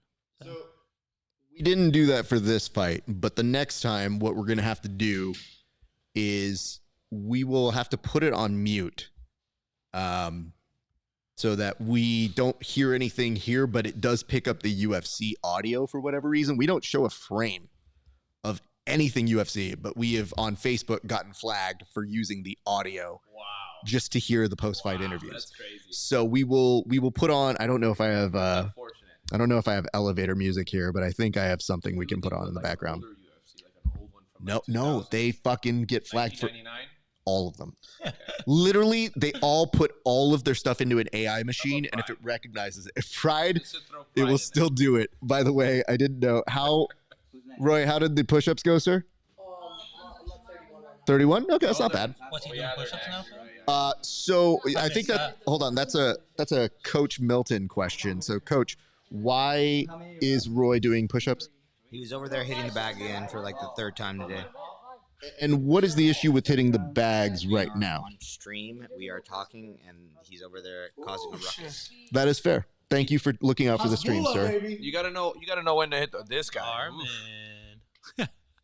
Beast. Oh my God! Look who showed up. Look, he came with a Happy Meal for that. I'm gonna liver shot that Mickey D's out of your liver. Did he go to Sprouts? No, he went to. Well, how was last night?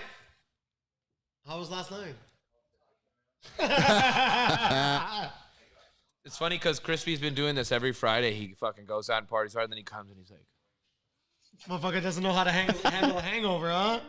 he's like, Right now he's at work, so I know he's struggling at work. What do you got in the bag? It is funny to see, like. He's got 5 McGriddles in there. He went early. Got the Kai Sinat. It is funny to see and piece together what Crispy is going through at any given time, because I only get little hints of what he's doing. But yesterday I caught a hint of a DJ. He's been hanging out with Jordan's brother, and they've been partying over on near the ocean front. You know? Crispy doesn't know how to party, man. Yeah. He's a first timer for everything. Even when he's done it before. Bro, no, you didn't. Did you go to Sprouts? No. No Sprouts? No Sprouts was No Sprouts. After you didn't show up to my MMA class, I was like, I'm not going. Wow. I did show up though. The first one. Anyone want fries? I did 50 on my life. You did 50 on your life. My life. This is my breakfast. I haven't ate either. I've had a cup of coffee, but I woke up real good. I'm not gonna lie. I woke up real good. I got some good sleep. Real good sleep. Let me see what you right there. Combination of good sleep, and I don't want to call this a Zen, but a Zen knockoff. You got a min. And some coffee. I was at Vallarta's. I was like, wow, I feel good. Like combination of the extra sleep, because I never sleep during the week. But yesterday being Friday, I didn't have to do much, and I went to bed early. Good man. I'm going to go around and start getting predictions for this next fight. Very excited to see Bobby Knuckles return, but I'll start with you.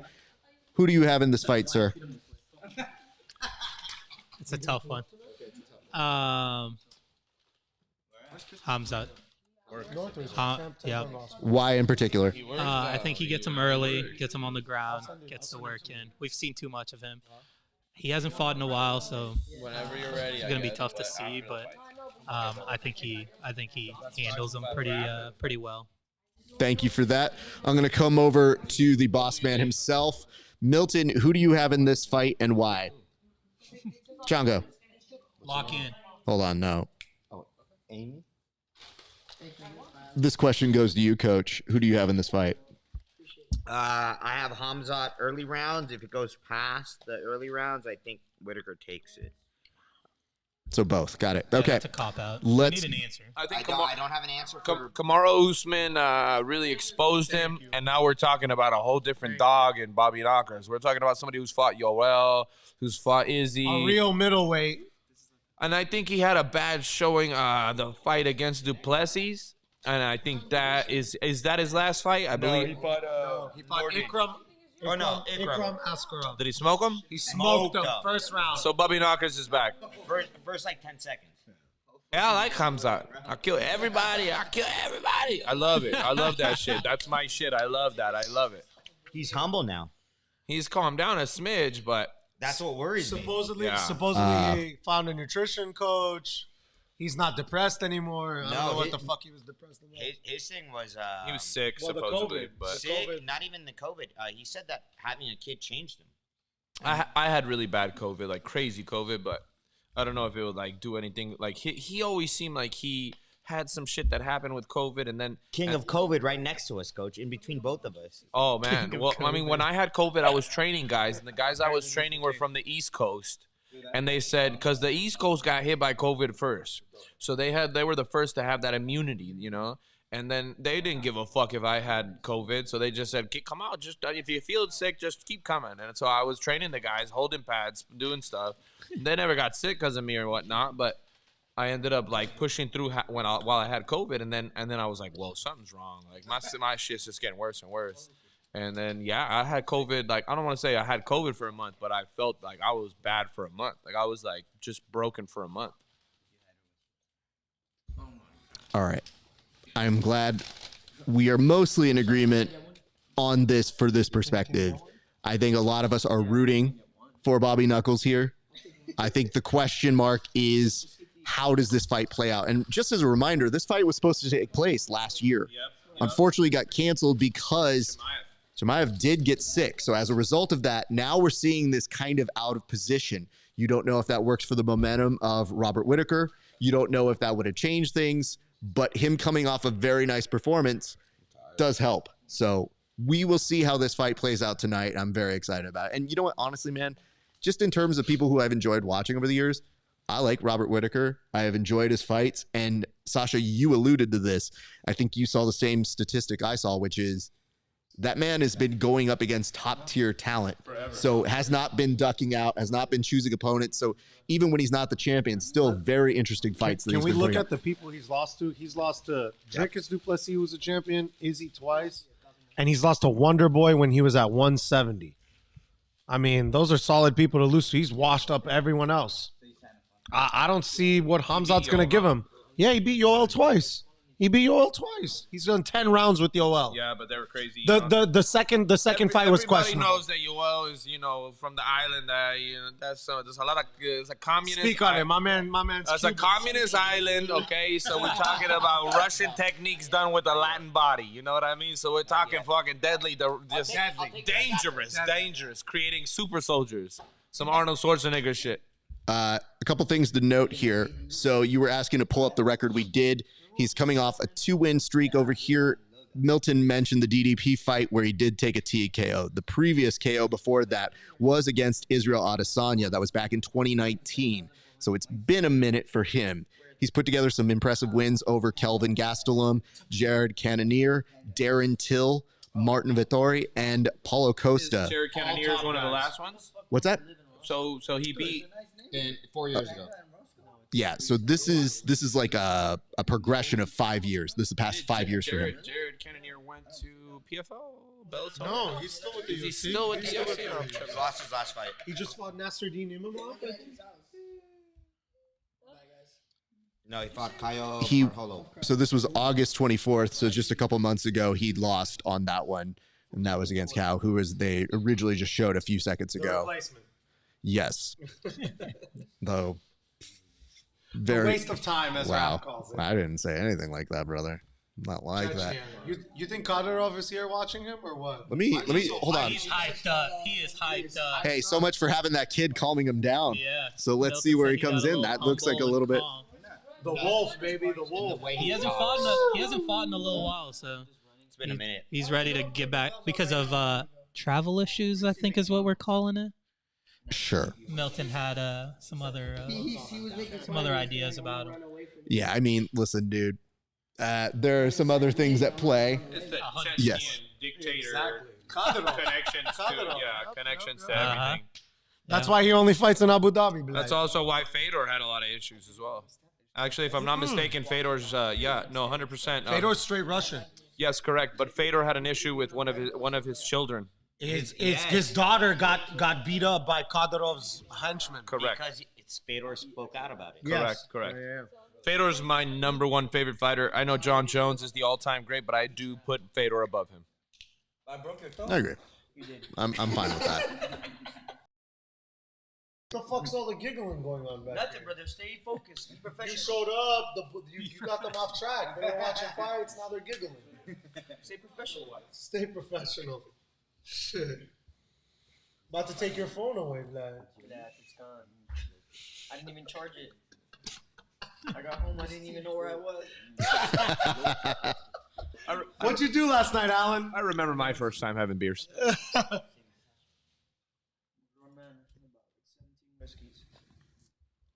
You feel good right now, huh? Just for the love of the game, Yo, man. yo, I respect that. why didn't you hook up with that girl? I hope you go to the gym.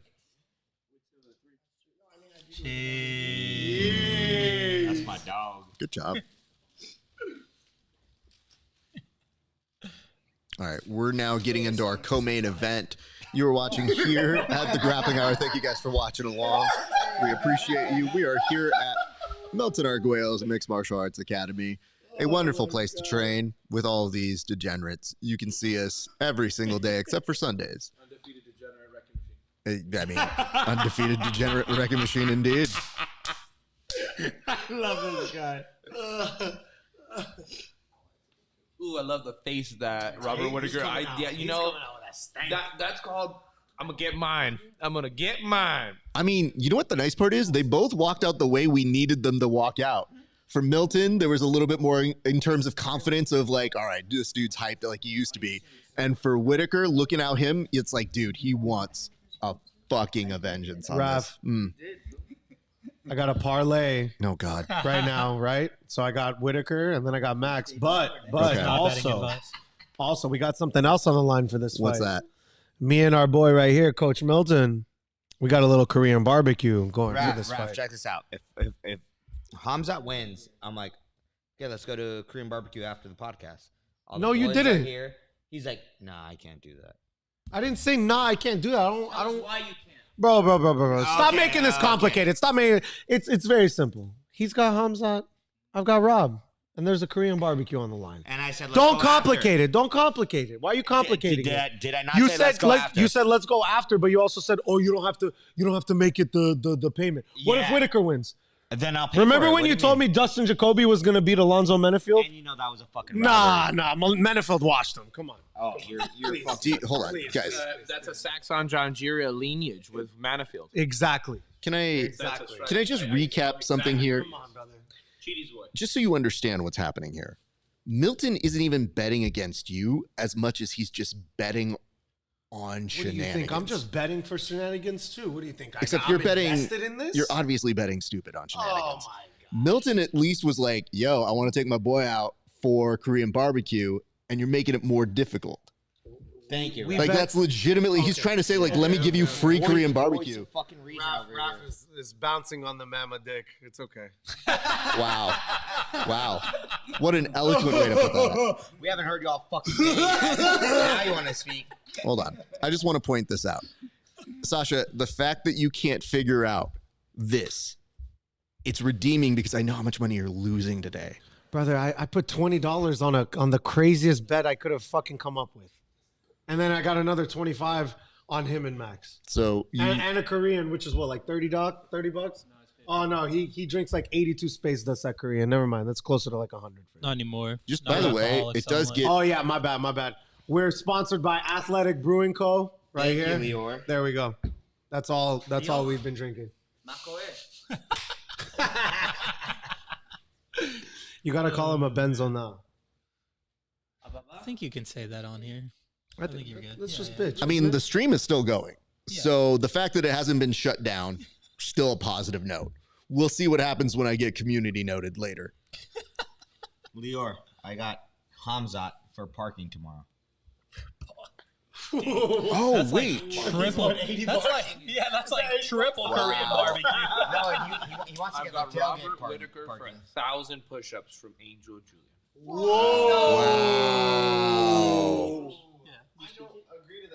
Well, too late. It's already on the show. That's not a good bet. No, I didn't sign up for that bet. Wait, where is Chris? So what is the game you guys are going to tomorrow? Charger Saints. Oh, right. And Kevin's not going to that now. In San Diego? No, here. Nah, just How are here. we doing this? Fucking here now. That's a second person that sat down at know this how- table. We're in I'm LA. into fighting, not football. The Chargers play in LA. They're LA's team. Yeah. The Rams suck. I love their LA's team, by the way. It's Roy, like a shut the fuck co-op. up. You don't know shit about the Rams. Okay, 50. All right, talk to us. Yep. We gotta put a camera on Roy doing push-ups. No, you can see him in the corner. We need a push-up camera. Clearly off camera here. Hold on, I can make this a camera actually. Now that I think about it. I mean, I wasn't You gonna want do me to it. just stand up and turn the tripod? real Nah, quick? brother. See, look, I have lots of gadgets we that have- can become things. What So- number are you on, Roy? Well, bam. This is insane. That's no way. I see here. Do you mind? Those are the ugliest push-ups I've ever seen. This is so exciting. There we go. Oh no, it's getting burnt. Chances grow Well, bam. the further you get into the All right, everybody. How many are we Whittaker's at? so charged up right now. 27. I'll keep going. 21. What? No. What number is he on? 22. There you go. All Off by right, a from number. 22. And let's go. Turn the camera on. And 23, 24, 25. What I don't like about Hurry this up. fight is that it's not a 5-round fight. You need to do it before is the a fight five-round starts. Is it? It is a 5-round Okay, fight. so I take that back. Better for Bobby Knuckles. Yes, Yeah. absolutely. All right. We're watching you, Roy. We saw what Khamzat looked like after 3 rounds with Kamaru. With Kamaru. That's all you have right now? He's had a year to. All right. Kamaru was also Guys, we're now back to the I got fight. Robert Whittaker all day long. All right, so I heard Robert Whittaker all day long from I'm Nico. surprised Khamzat hasn't shot in yet. Look how low There it is. Robert's low. Robert's low. God, he's so fucking good. No, I would have loved a little bit of a sidestep. A little bit of a sidestep would have been good. But once Robert Whittaker gets a little bit of a feel for this, he'll be able to reject it. It just happened a little bit too early. I mean, Khamzat does this to all of his opponents. But Robert Whittaker is a very good wrestler in the Yes. sense of wrestling in Australia. And I don't know, I want to give too much credit to Australia for wrestling because they're not necessarily He's known actually for the it. national champion. in Correct. Yeah, he's Australia. very high level when it comes to Australia in the sense of wrestling. So you're not going to see a complete smash here. You're going to see a lot of struggle. Like Khamzat's hitting him with left hooks, but he's got the power of an infant right there. No power at all.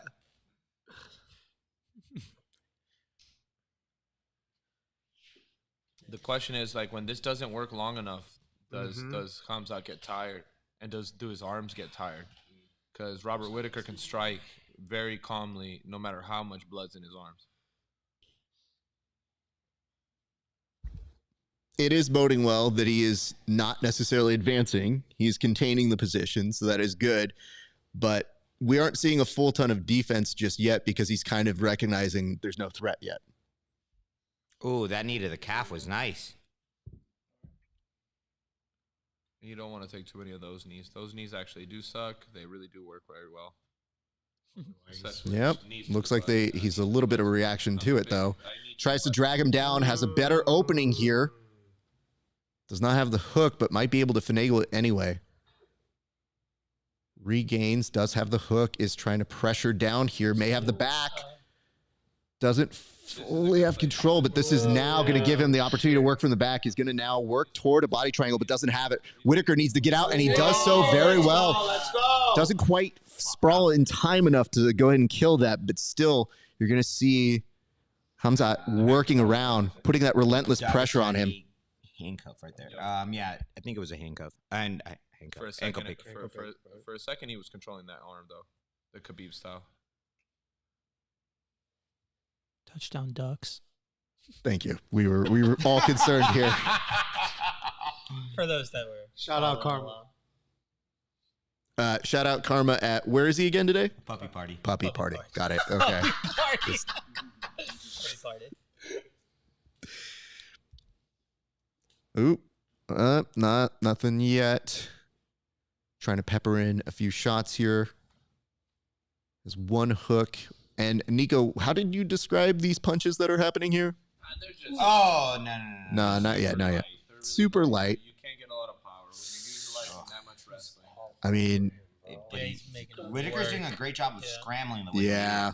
He's not letting him Settle. No damage has been done whatsoever. What's up, bro? Maybe the knee to the butt's the worst thing that's happened. This is a 10-9 round, right? Definitely No 10-8. Yeah, not a 10-8. Yeah. I wouldn't give it a 10-8. I'd give it a 10-9. A lot of control. He's shoving that elbow in the back of the head. That's cool. Nothing too crazy. Whittaker's. Damage in the last minute, though. Well, when look you at. consider it.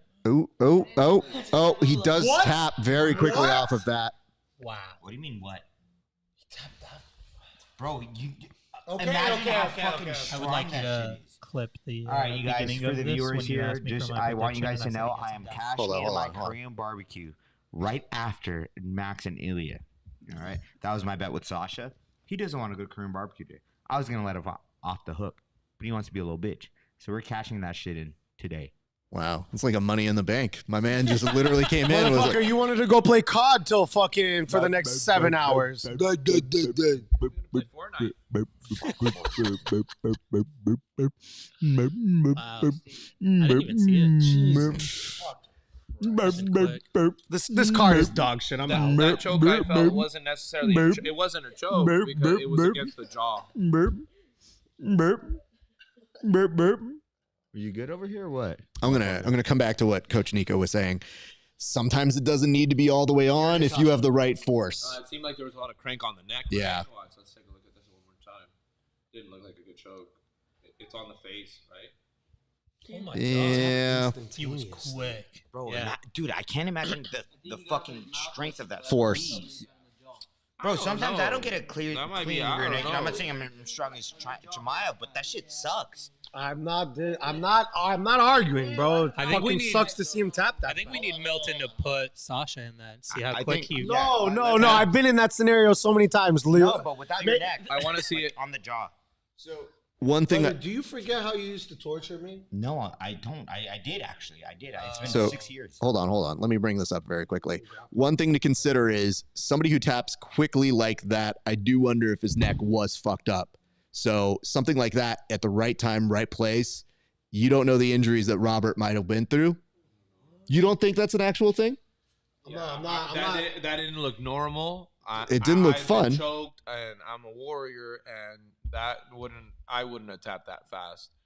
I would have gave him my neck. I would have let it slip under. I would have went up to alleviate pressure. He, no doubt in my mind, would have went under the throat and finished it correctly. I think in due time, yes. But something where it's not even fully locked on, to Milton's point, it definitely had a lot of pressure on it. What's happening here? Are you living through your not winning?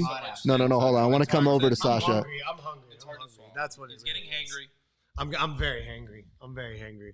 He wants. Did you eat anything other than those fries that we did get you on camera eating? All I've eaten is a 32-ounce fucking Pacifico, and I'm working on the other Modelo right now. I'm gonna drown my sorrows today. It's okay.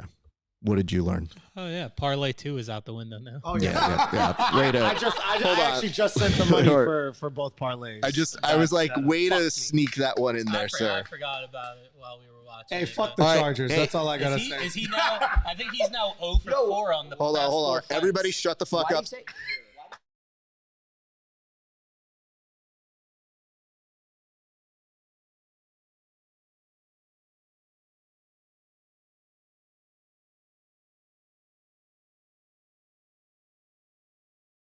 So just so you guys understand, I'm trying to play this fight post interview, but everybody's being super loud. So give us a second on this.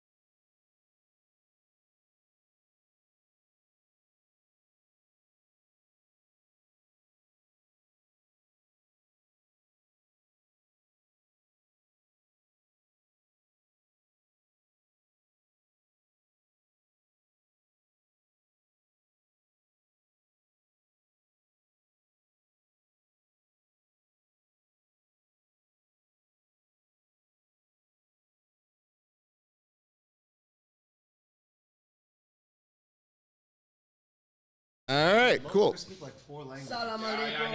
let's try to make some sense of what that was. So we did get some more information. We were wondering if it was a pre-existing injury, but it might have actually just been implicated through the choke. We heard that it was a dislocated jaw. So that was the word that we were getting right now. I don't know that we can confirm it. Hold on. hold on. So as a result of that, you know, Sash, does that change any of your reactions to how you see that? No, I mean, listen, bro. If Whittaker's tapping, it's legitimate. If you What get a do- rear naked I choke never- and a yeah. forearms on the jaw, you need to bite down on your mouthpiece harder than you ever fucking have in your life. If you leave your jaw open and you're trying to like survive because there's a choke, that jaw's gonna get pulled apart. Think about your face, and the muscle's not that big. How big are those shoulder, arm muscles, the rear, all the whole back. His whole back is pulling. You know what I mean? He's pulling. So it's something that definitely can happen, especially you have a guy like Khamzat and he fucking squeezes like a bear. Put that on your jaw. That jaw might just pop off on one side or the other, wherever the pressure's coming from. For sure, for sure. Dislocated jaw, you guys know who to see. Ruzbe Banakhdar, chiropractor at Mama Academy. He can fix that dislocated jaw for you like that. Ruzbe Banakhdar. With no hairpiece, Go hit him guys, up. bald. Thank you. That's Ilia's Thanks, boy Mel. right there. No, Raph, honestly, it just hurts to watch a guy that you like lose. That's all it is. I agree.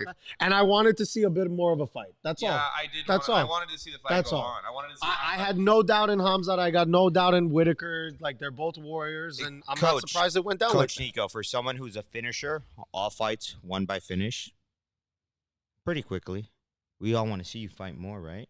next year. But wait, but I'm saying you get that shit out of there in 2 minutes, a minute. I don't try. It just kind of happens. So All right, I'll that'll- leave that up to God and training, Yeah. my work ethic, or like the training in the camp and my coaches, and just it's a combination of everything. As fans, we'd like to see it go on more, right? Yeah, absolutely. But shit happens, Mhm. and you got your hand raised. Many You times. go, you go home No injuries. unscathed, Yeah. uninjured. Yeah. So let's give it up to Chimaev, Yeah, 100%.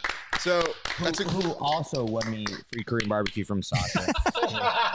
So hold on. We do have a policy on this show, which is we do toast those who get finishes within regulation that would qualify. So we're going to pass that up, but I want to make sure we didn't forget anything here. So we're actually going to take a moment to catch up on what we need to catch up on here. So give me a second to pull up our card so that we can do that. But I would. Shar, then Dan Ige won by not Dan Ige. It was Lerone decision. Lerone Murphy. by unanimous. So So shout out Dan, not Dan Ige. Why do I keep saying Ige? Lerone Murphy. correct. Shit, So shout out Khamzat. That's fucking impressive. As much as I wanted Whittaker to win, that's very I fucking love impressive. Hamza. Even though I have on the mic no he's problem. not as crazy as he was before. I mean, he came out there. I was worried. I thought He's he'd crazy be, in the cage. That's what we need him to do. kill everybody. Kill everybody. okay. What'd you say? What are you even talking about, Roy? Julian, you have my full permission to beat Roy up this week. This week, yeah. When you feel it could be today, could be tomorrow. Julian, I heard you're banned from the gym for a little bit. What's that all about? He's banned from fighting until he proves to me and Coach Nico that he's a model citizen. Are you going to be a model citizen, Julian? Okay. Just making sure. He asked me about fighting December 6th. I said, don't talk to me about it now. You go talk to Coach Nico. Whatever Coach Nico wants from you, you give him. He's like, Coach, I've been killing it in the gym. I said, yeah, you have. I've never said I'm that. gonna bring in sparring partners for him. You know, it's crazy, Julian. I watched the tape of the fight recently, and you didn't listen to Nico and you didn't listen to Milton. How did you fail to listen to both coaches? I'm gonna be honest, Coach. I have no idea. I was just being. That's okay. You got excited. Hey, you got excited. You still got the dub. That's all that I matters. wouldn't call it excitement. I'd call it nervous and exhausted. Nervous and exhausted. I think he had an adrenaline dump, and I told him not to hit the pads so hard. He wanted to hit the pads. You ask me what he wanted to hit the pads. I told him I'm not holding pads for you. You never hit the pads. And he made me hold the pads for him. And I think that's where we lost a lot of gas and energy. Then when he went in a little cold. He went in a little blue. He went in a little flat. And then we ran into the issues that we ran into. That is why I want to redeem myself. And then he yelled at me. Oh, no, sorry. He didn't yell at me in the corner. Sorry. That was just hypothetical.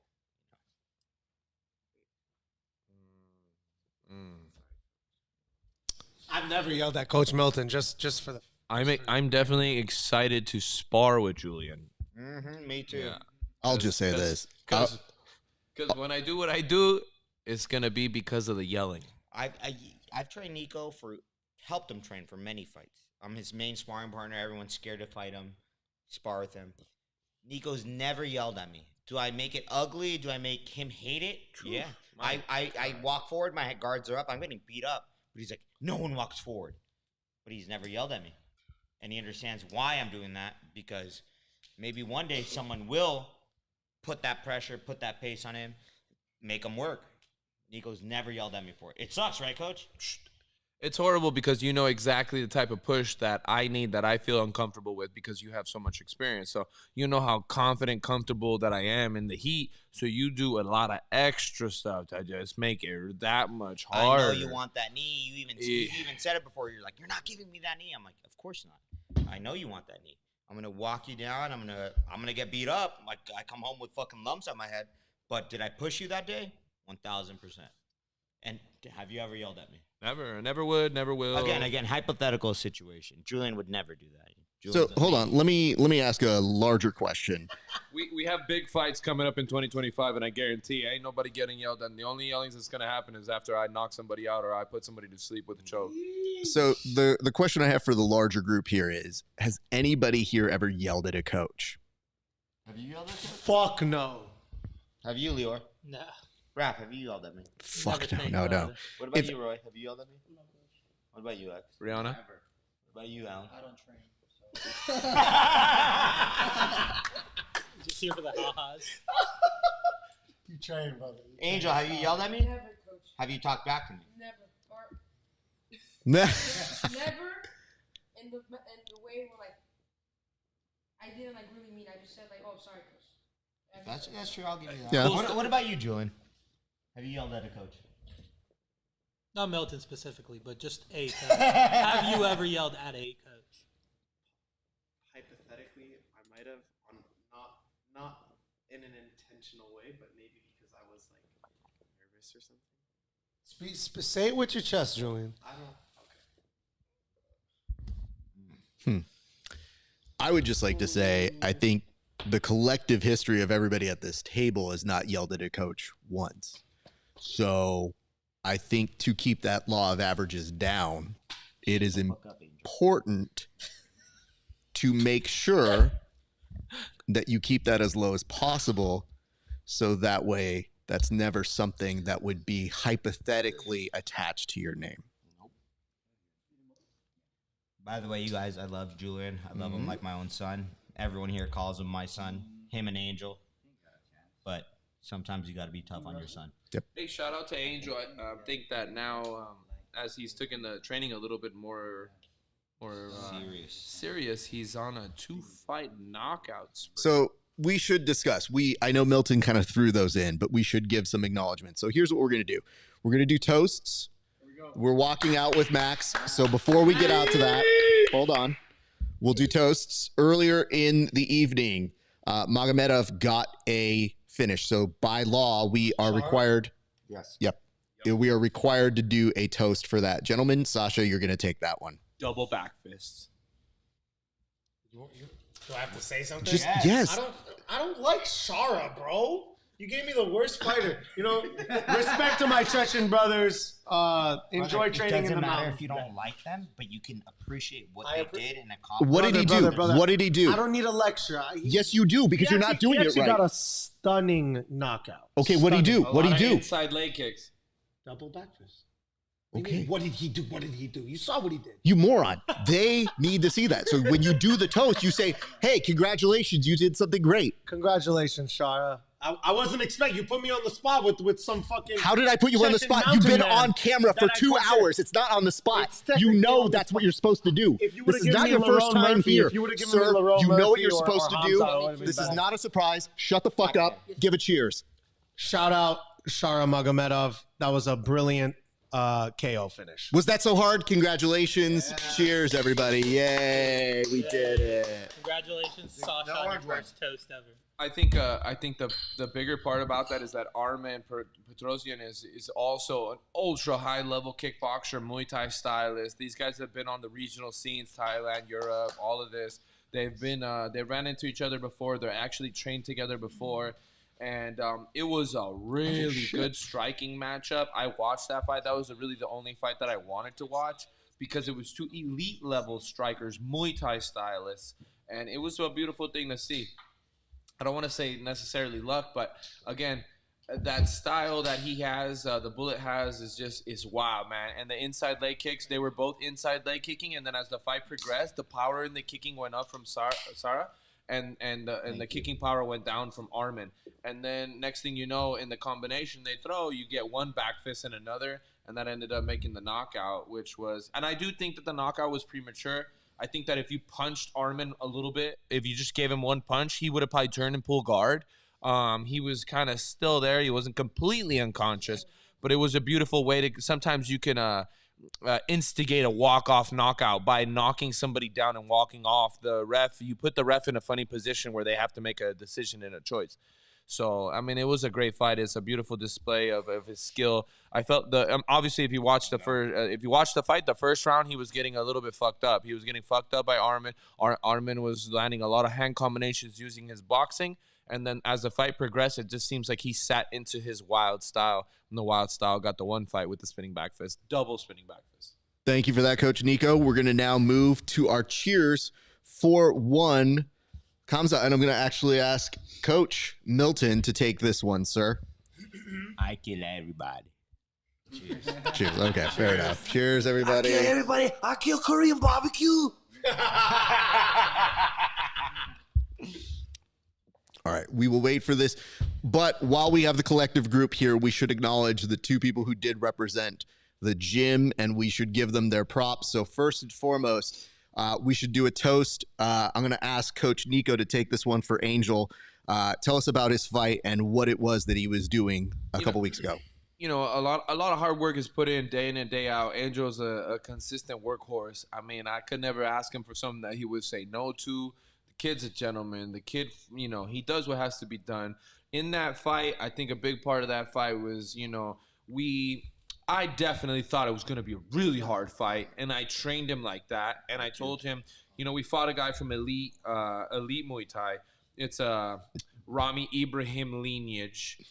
These guys are in San Diego. Rami's in Philadelphia. Rami's one of the best WBC Muay Thai, you know, Palestine type of, you know, he's just a crazy workhorse, good technician. I think that's the cousin that owns the gym to the elite. He's a technician as well. They're mirror images of each other. And we fought a great gym. We fought a gym that the lineage ties to pro WBC titles. So with that being said, I thought the kid was going to be a super Muay Thai stylist, and I had pre-warned, you know, Angel of what we should watch out for and what we should do. At the end of the day, Angel's blessed with two things, hands and heart. And those two things won him the fight. So the trick now and the goal moving forward is to get him to be able to be a little bit more flexible with his kicking and his kneeing and his clinch game, and then utilizing his hands. His hands are his strong suit, and the clinch is something that we got to kind of work on the kicks. And he's got great kicks. He head kicked the kid. He beat the kid quick. He spooked the kid. So the kid wasn't ready for the maturity and the aggression that Angel brought to the table.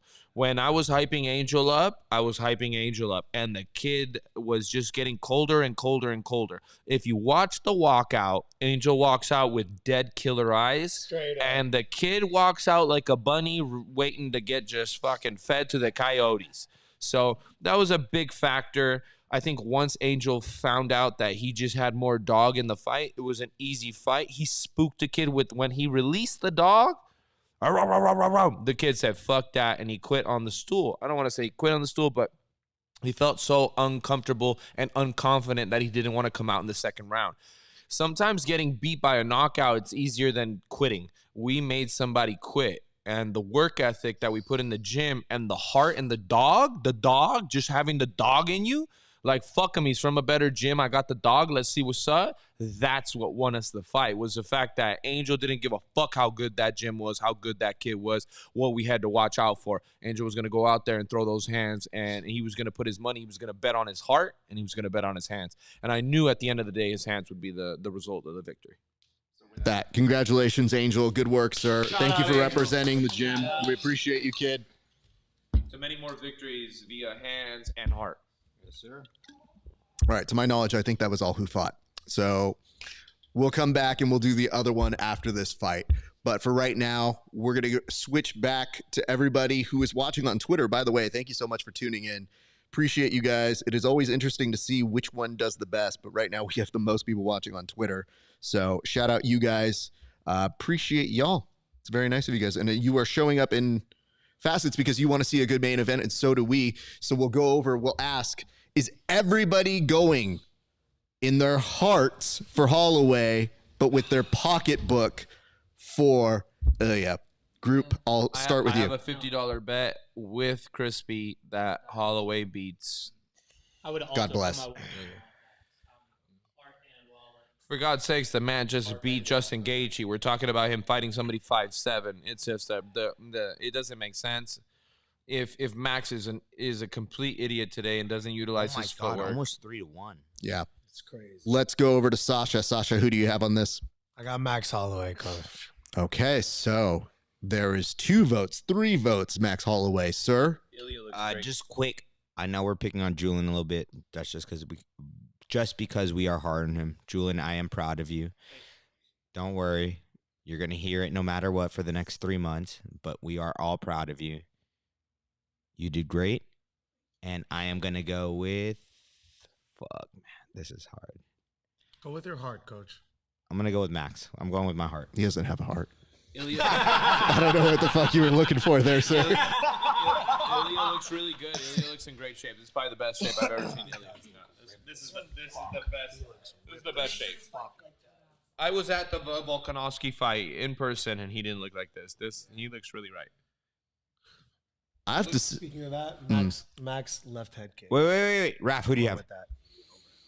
I have to go for Ilia. Okay. Lior, who do you have? Max.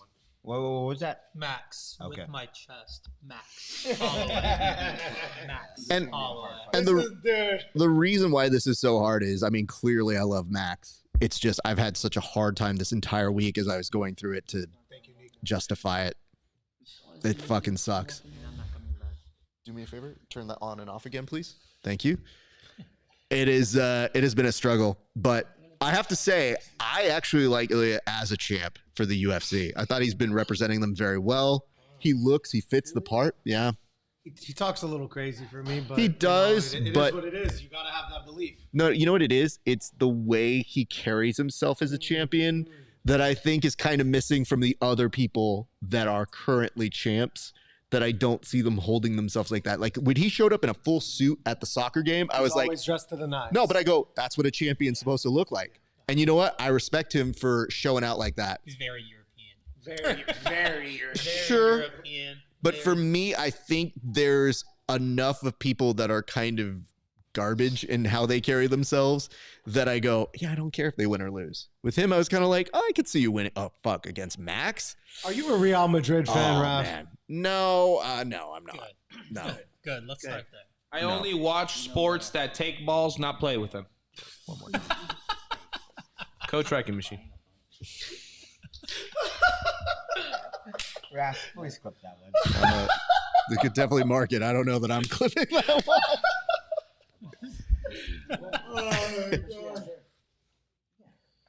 Oh, shit. What's that? It's dead? Ooh. Okay. Good to know. We'll work around it. It was troublesome. I think the battery probably just killed that on it. All good. You got months of that. We will work around it. We will overcome. I'm nervous. I'm telling all. So the battery died on it. Okay. Have money that I'm gonna pay some. Let's go ahead. Oh, no, it's back on. Turn it. Trust me, I'm working on that shit. For don't trip. I know. I got a few guys. I told them I give them $10 a round. $10 a round. So that $3. 3 minutes. $10. Okay. I think it's about to make its way back. All right. If you guys are just tuning in, thank you guys so much for watching. This is the Grappling Hour. We are currently about to watch Ilia Max go to work in the UFC 3. Right now, Eagles fighting on IFS December 6th. Him and I. We are about to see how this plays out. A lot of people have been excited about it. I know you're excited about it. We're going to get to watching it in 3, 2, 1. This is taking place in Saudi Arabia, and now we see the event everybody's wanted to see, but maybe somewhere in their hearts kind of scared to see. So wishing the best. Oh, he's already pointing to the ground. He said he will. No, Max says my part of the ground. Wow. That is what happens when you tell someone you're going to do something. They go, I've already got something built in. We love it. Come on, Max. I mean, Don't fall for his tricks. let's put it this Play your way. game. It is something he promised him he was going to do, and he had some He's sort of so response for good that. at backing everyone up against the cage, and that's where he gets his knockouts. Mm. But Max, it circles off. A nice hush comes into this. I already called it. In my head, I called it. My trusty life says, I need the play-by-play. We'll give you what we can here, sir. It says, let's go, Max. Boys making noise. Got it. I hear that. So for right now, you're seeing Milton was pointing out, just so you understand, he was starting to try and pressure Max. Max moving away. So, yeah, but it has to be perfect for fucking Ilia. Yeah, it does have to be perfect on that. Look, he's so close to the cage. That's what I'm scared of. Dude, it's so nerve-wracking. Max throwing in a kick. Ilia reading. He figured the space out. Holloway just figured the space out with that. You saw him miss? Yeah, he missed He too much. He missed too much. Hard. He understands the miss. Yep. Goes in for a takedown. Has Max up against the cage. Does get the takedown. Max going up against the cage, trying to build his base back up. But Ilia holding him here for a few seconds. So we'll see how this plays. Max taking his Looks to take the back, but he's probably not going to get it. Goes for a trip. Does keep Max very pressured against the cage. Got an overhook on the right hand. Now he's going to probably go for another trip here in a second. But yeah, breaks away. Max finds his way back to the center of the octagon. It's not going to be what he thinks. Go. Holloway's not like that. Yeah, that good left Low hook. kick here for That Topuria. was like a lean back liver kick. Oh. That footing you got to heat. That was like a slip up right there. So now we're in a space where both gentlemen, 2:53 left in this first round. He's spamming that overhand, coach. Yep. The more he does it, the better. Mm-hmm. Yeah, he's been low kicked by Gage. The low kick's the best thing he's had.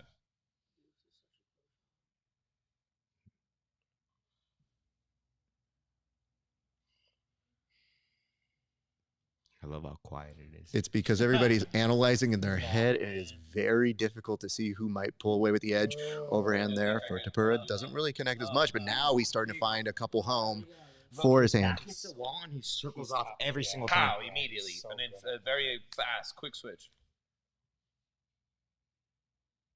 Gotta watch that calf kick, though. Mm-hmm. That's it. That's been 2 or 3, coach. Yeah, that's 2 now. Shout out to Grayson. We saw you showed up here. Hope all is well, buddy. Fuck, that's a third. But there goes Max with some power. Because Max hasn't really distinguished any type of... He's not trying yet. Max is just reading. This is a reading. Max is reading the entire time. And you could say he's winning. Aside from that takedown. Yeah, the takedown's hard to beat on the first. These judges are retarded. The 4th or 5th? It is the 4th. Our team does not have a very large vocabulary. That's essentially what we have as an issue here. So if we get demonetized, that's what I'm saying. We are inclusive. I can't. We'll make fun of everybody equally. Few kicks here by Max. Oh, that was a nice Good knee here. Knee lift kick. Look, he threw it again because it's active. It's active. It's He working. He's trying to loves it's active. it. It's He active. right It's hand active. glued to Keep his the right face. fucking hand to your face. All right. I can beat Ilia. I know I can beat Ilia. That's a very Last great- minute in this first round here. Holloway is ahead. And Holloway gives me more trouble Holloway in is my ahead. mind than Ilia. 25-16 in terms of output for this very first round. Oh, he's getting it. Holloway's getting it. Let's go. Holloway's getting it. Holloway's getting the groove. He looks so comfortable in there. Yes, he does. Oh, yeah. Connects He's very figuring nicely it with the out. jab there. The man's a saint. The left kick. Just keep kicking left kick. Yeah, keep the right hand. seriously. Just keep throwing the left kick up so the right hand stays up. You know what I'm saying? Pin it to his face. And you gotta Wait left for the hook, round you to be see done left- before asking that. Oh, he's trying to hit him with the Justin Gaethje. He said, "Let me try to break that nose." Oh, no. Oh, it does hit him with a little bit of a trip. Now, 12 seconds. That's probably not going to be enough to make a lasting impression And he's on here. top. He's low-key But on he top. was looking for the back. He's probably going to slip out here. And now with this, last 2 seconds. First round, the edge may be on Holloway's side here. So we'll come back out over to the team. So hold on. I'd say that's a hard round. Hold on. Judges. One thing. one at a time. If you all talk, no one can hear what you're saying. 5 seconds, Coach Nico. All right, Coach The Nico. judges are gonna give that to Ilia, no doubt in my mind. Sasha. Not sure. Ilia. I'm gonna give it to Ilia. Give it to Ilia. And is that for the control for the attempts on the takedown and the back? The takedowns and the last one, yeah. See, I don't know enough. I think there might have been enough striking differentium that even with those, I don't know that there was enough control on the second one. The first one, sure. Judges don't score that way, though. That's not necessarily true. I will 100% stand down on that. In Abu Dhabi, it legitimately, it depends on the judges, and you have to see who's judging. that was a good elbow, yeah. That is a slip. Oh, that is a slip. That is a slip, yeah. It is a slip, yeah. Oh, bitch, you train a lot. All right, so for round New one, guest on the pod. there's at least enough to give you some evidence. We do have a good fight. A little split on how people are judging it. I think most people are actually trying to predict how they see the judges seeing it. So that may be part of it. But nonetheless, a very good performance for both Max and for Ilia. We now go into the second round, 4:44 on the second round clock right now.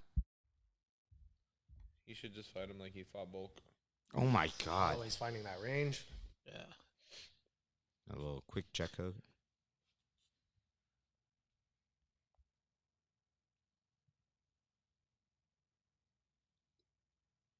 I see we have a new person joining our crew here. Nico, who is joining us right now? This is Alistair.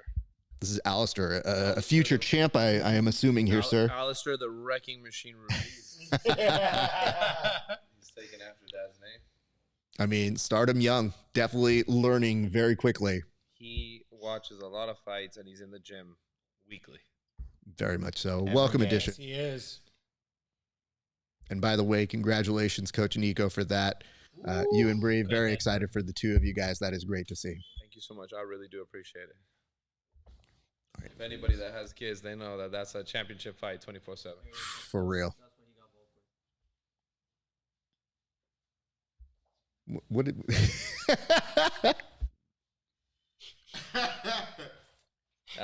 Alex Pereira is coming. All right, 3:26 on the clock right now. Both gentlemen, you know, That low kick is. Ooh, the frame. low on kick the has been face. He very said nice. It's been a Who good. saw the frame on the face?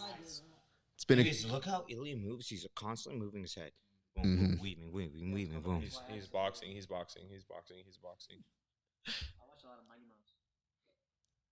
Yeah, but he doesn't move like Mighty Mouse. But he's boxing. He's boxing like a Mexican boxer, head movement. When you go to boxing gym, you move your head. Nice. He's all right. He's fine. That was a really good left hook. That's just how Max walks these days, though, bro. The calf He's got a kick. big head. It wobbles. Nice, good exchange here. Overhand does find a home on Max. And now I think Ilia is feeling good to himself, but Max a great counter. Yeah, good return. Max is starting to vary it up. He threw a high kick there. This is the most I've ever seen Max kick. He's trying to keep that hand glued. Mm-hmm. Ilia is so sharp. Ilia coming alive right now. So sharp.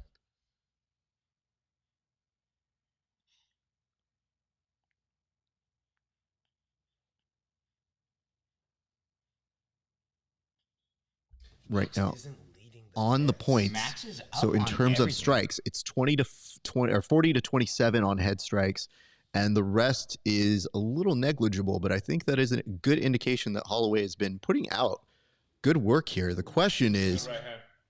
in this, what is that going to matter now that we're going to a second round?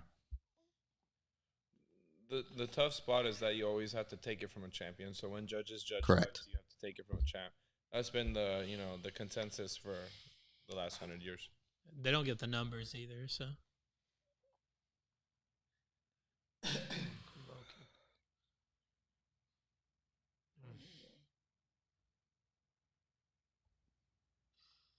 Nice short right. hook. I was about to say a very nice inside from one Max Holloway.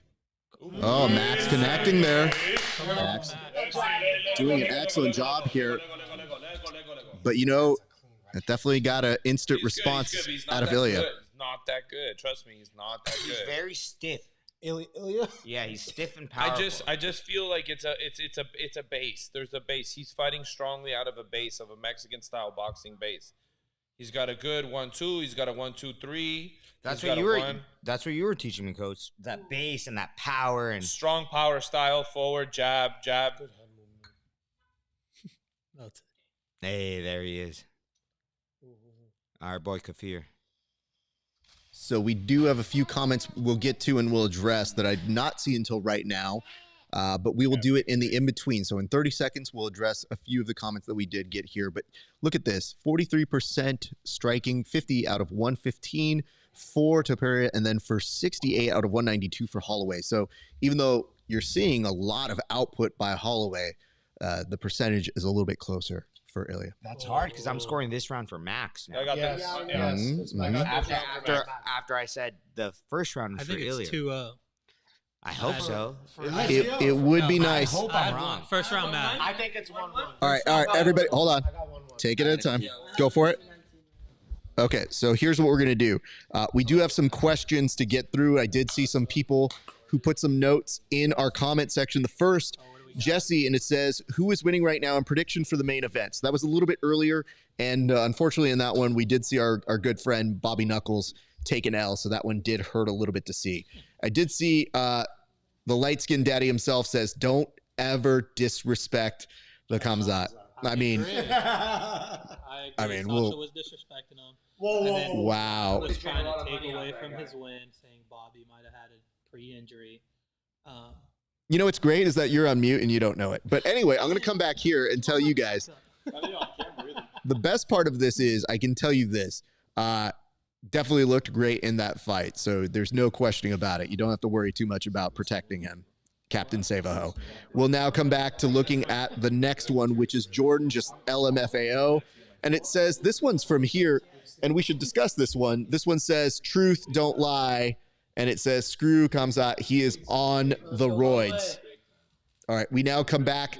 This is round number 3 for those of you who are watching along with us. And I'll come back to this note here in just a second. But I did see a note that said a few different things.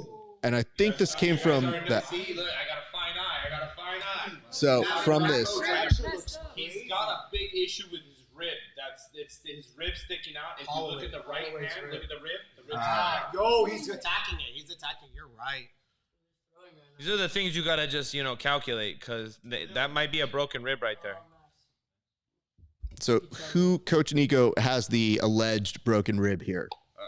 Holloway's right, underneath the right elbow rib, it's just sticking out. It looks very pronounced, and I didn't see that before the fight. Yeah, but we do definitely see it a lot more pronounced right now. You see the, yes. Take that into consideration. I mean, Holloway's a beast. I don't know if he's just on adrenaline and he's stomping the knee now. Now he's also, if he's hurt, he might stomp the knee like that. I've never seen just a little bit more under duress, so having to kind of amp up what he's going to do. He wants to injure to re-injure type thing. You know what I mean? It's like, I got injured, let me injure you. Oh shit! Holloway, get out of there! Get out of there! He missed a lot of those shots. You know what's crazy about Holloway's rib injury? Most dudes who get a rib injury, they're out quick. Remember Tyron with Colby? We just saw a rib injury earlier. Oh no! I think that's going to be enough to get the finish here. And I will tell you this, as one of the few people who was saying Ilia was going to come through, this is the unfortunateness of the game. You're now seeing Max probably able to relax a little bit and understand that rib injury is very real, and I think he now takes a minute for it. But Topuria does look amazing in this fight. It was good. It was very good. That rib injury, though, hard to get past. Once you have that, it's going to affect your output, and a difficult moment because we all love Max, and I think this was an outcome that we didn't want to have to see in our lives, especially like this, but respect to him. My mic back on? Your mic is back on. Just to say that I believe that Sasha is now 0 for 5 on his bets. Thank you. I am absolutely 0 for 5. Literally, every favorite won the fight. Can I point this out? The fact that you had the wherewithal now to ask me, is my mic on? Yo, turn my mic up. And then you spit that is well worth my time. Milton and I are best friends because we are so good at shit talking other people. Interesting. I think. Okay. Coach, can we mute our mic so we can hear the? We are about to do that, so they have to, I guess, reclaim Ilia Topuria back into the cage. Max just feeling it. I mean, he's obviously disappointed, but it is rough. I think Dana's trying to check in on him right now to see how he's there, but you definitely see. Guys, keep an eye on that rib. Trust me. You do see that quado coming out of his rib there, and the two participants go up to each other. They are exchanging words, and you're seeing Max very, very quietly take it all in from Ilia, who now Max brings his hand up. The two talk, and they're about to do the decision here in a second. But I would tell you this. I do take this as a very nice compliment, but it's as the best grappling channel on this damn website. Very nice of you to say. We appreciate it. We try to do it all. Now, as we look back at some of the greatest hits from this, you see the overhand here from Ilia. When he connects, we'll be looking a little bit more, I think, at the later round, that third round, when he clips him with his left and now goes to finish it. That's essentially the end of the fight here. And you see Max's always just in that perfect stance. He's a short little fucker, of course. Perfect fucking boxing stance. 3, 2, and connect. And you see Max's head just get knocked into oblivion there. That is a rough thing to see. But That's Max's first knockdown. He has a nightmare with me. No, he got knocked down against Gaethje. yes, correct. No, they didn't, but he came out and said that was a knockdown. He did. He did. And yeah, that's that look when you've been injured and you got to take a few when you're there. When the refs come to do it, they do the reaction cams over this way. And now we will shortly be going to the post-fight speech, I believe, in a second. Did anyone see what injured Holloway's rib? So I think we haven't seen the exact highlight clip yet. I don't think they have been able to pinpoint that. Maybe after they do the interview, they may have that to go up with it. If you guys have ever worked a production truck, it is incredibly stressful to get the highlight clip. It is like, so now they're showing some people who could be implicated in things that come up next here, but we will put you guys on mute while we hear the actual interview here. So if you are wondering why you are not hearing any noise, that is it. We hope that you stay with us, but give us just a second. We will be right back with additional coverage.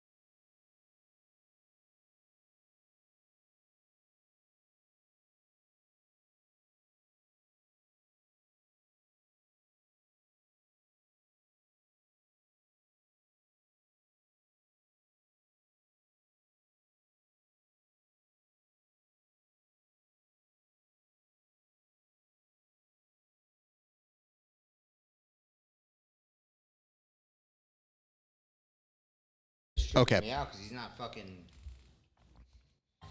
Let's. He is though. He doesn't want to use that as an excuse. Well, let's go to some recaps here. That's a So, real man, right? just to kind of recap what exactly was said there, Ilia Topuria was putting over Max Holloway, said it was an honor to face a legend and to beat him. When they got around to asking him what he wanted to do next, they were kind of wondering Diego Lopez, and then very quickly, Volkanovski finds his way into the cage, and they explain some pleasantries.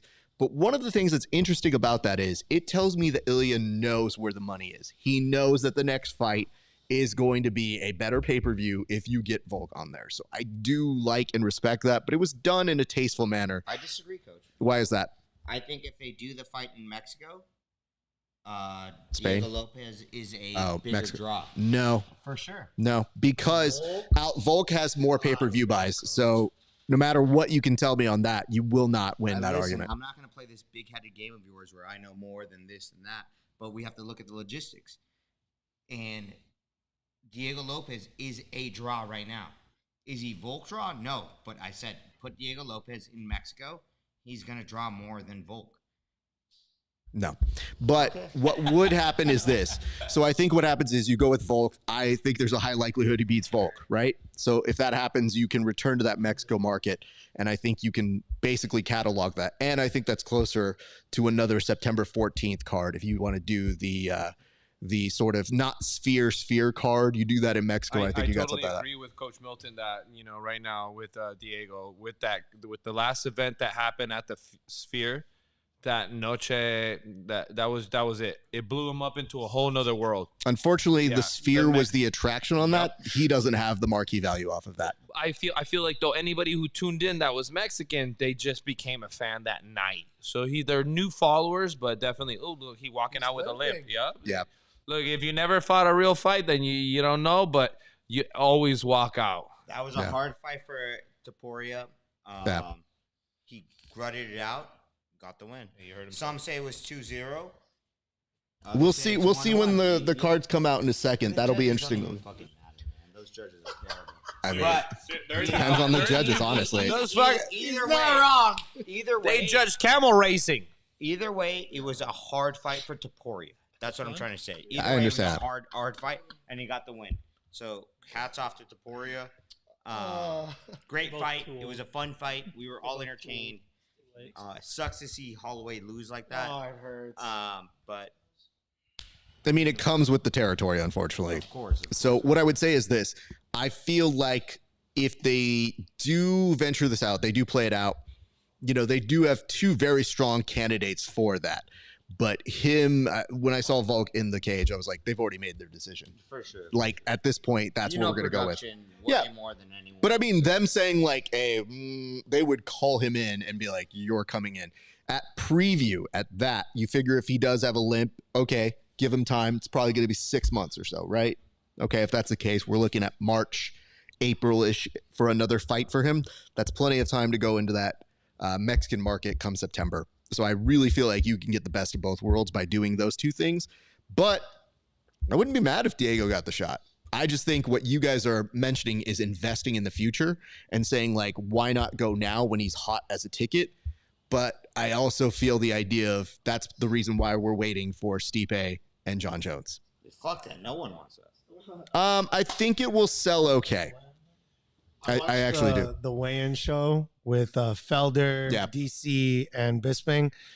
Everyone wants to see Aspinall Jones. I'm gonna go with him. But you know what? So let me just say this. I found something to be interesting, which is that the whole Francis Ngannou thing, when Dana White was essentially saying, like, he just went somewhere else. He just wanted money. And you go, okay.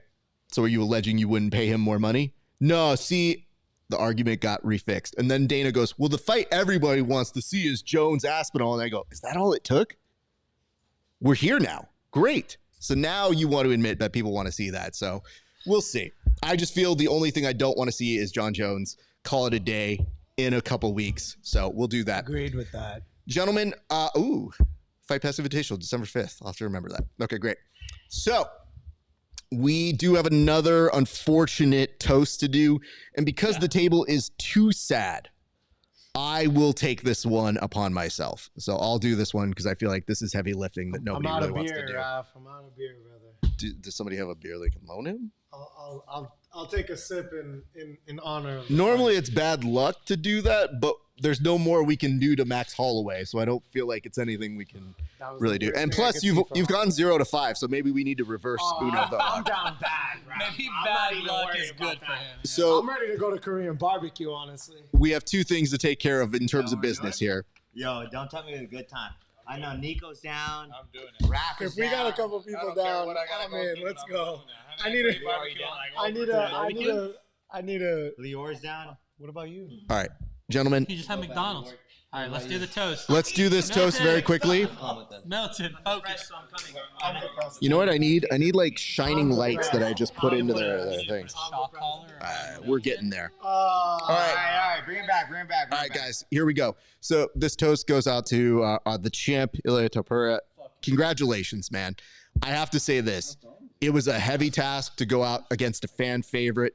You were put under pressure. You did well. It was an exciting fight, and I'm intrigued to see where you go next. But I have to say, putting away a legend, as you put it, is never easy to do, and you made it look pretty effortless in that 3rd round. But it was really fun to watch. So cheers to you, and thanks very much, everybody. Appreciate it.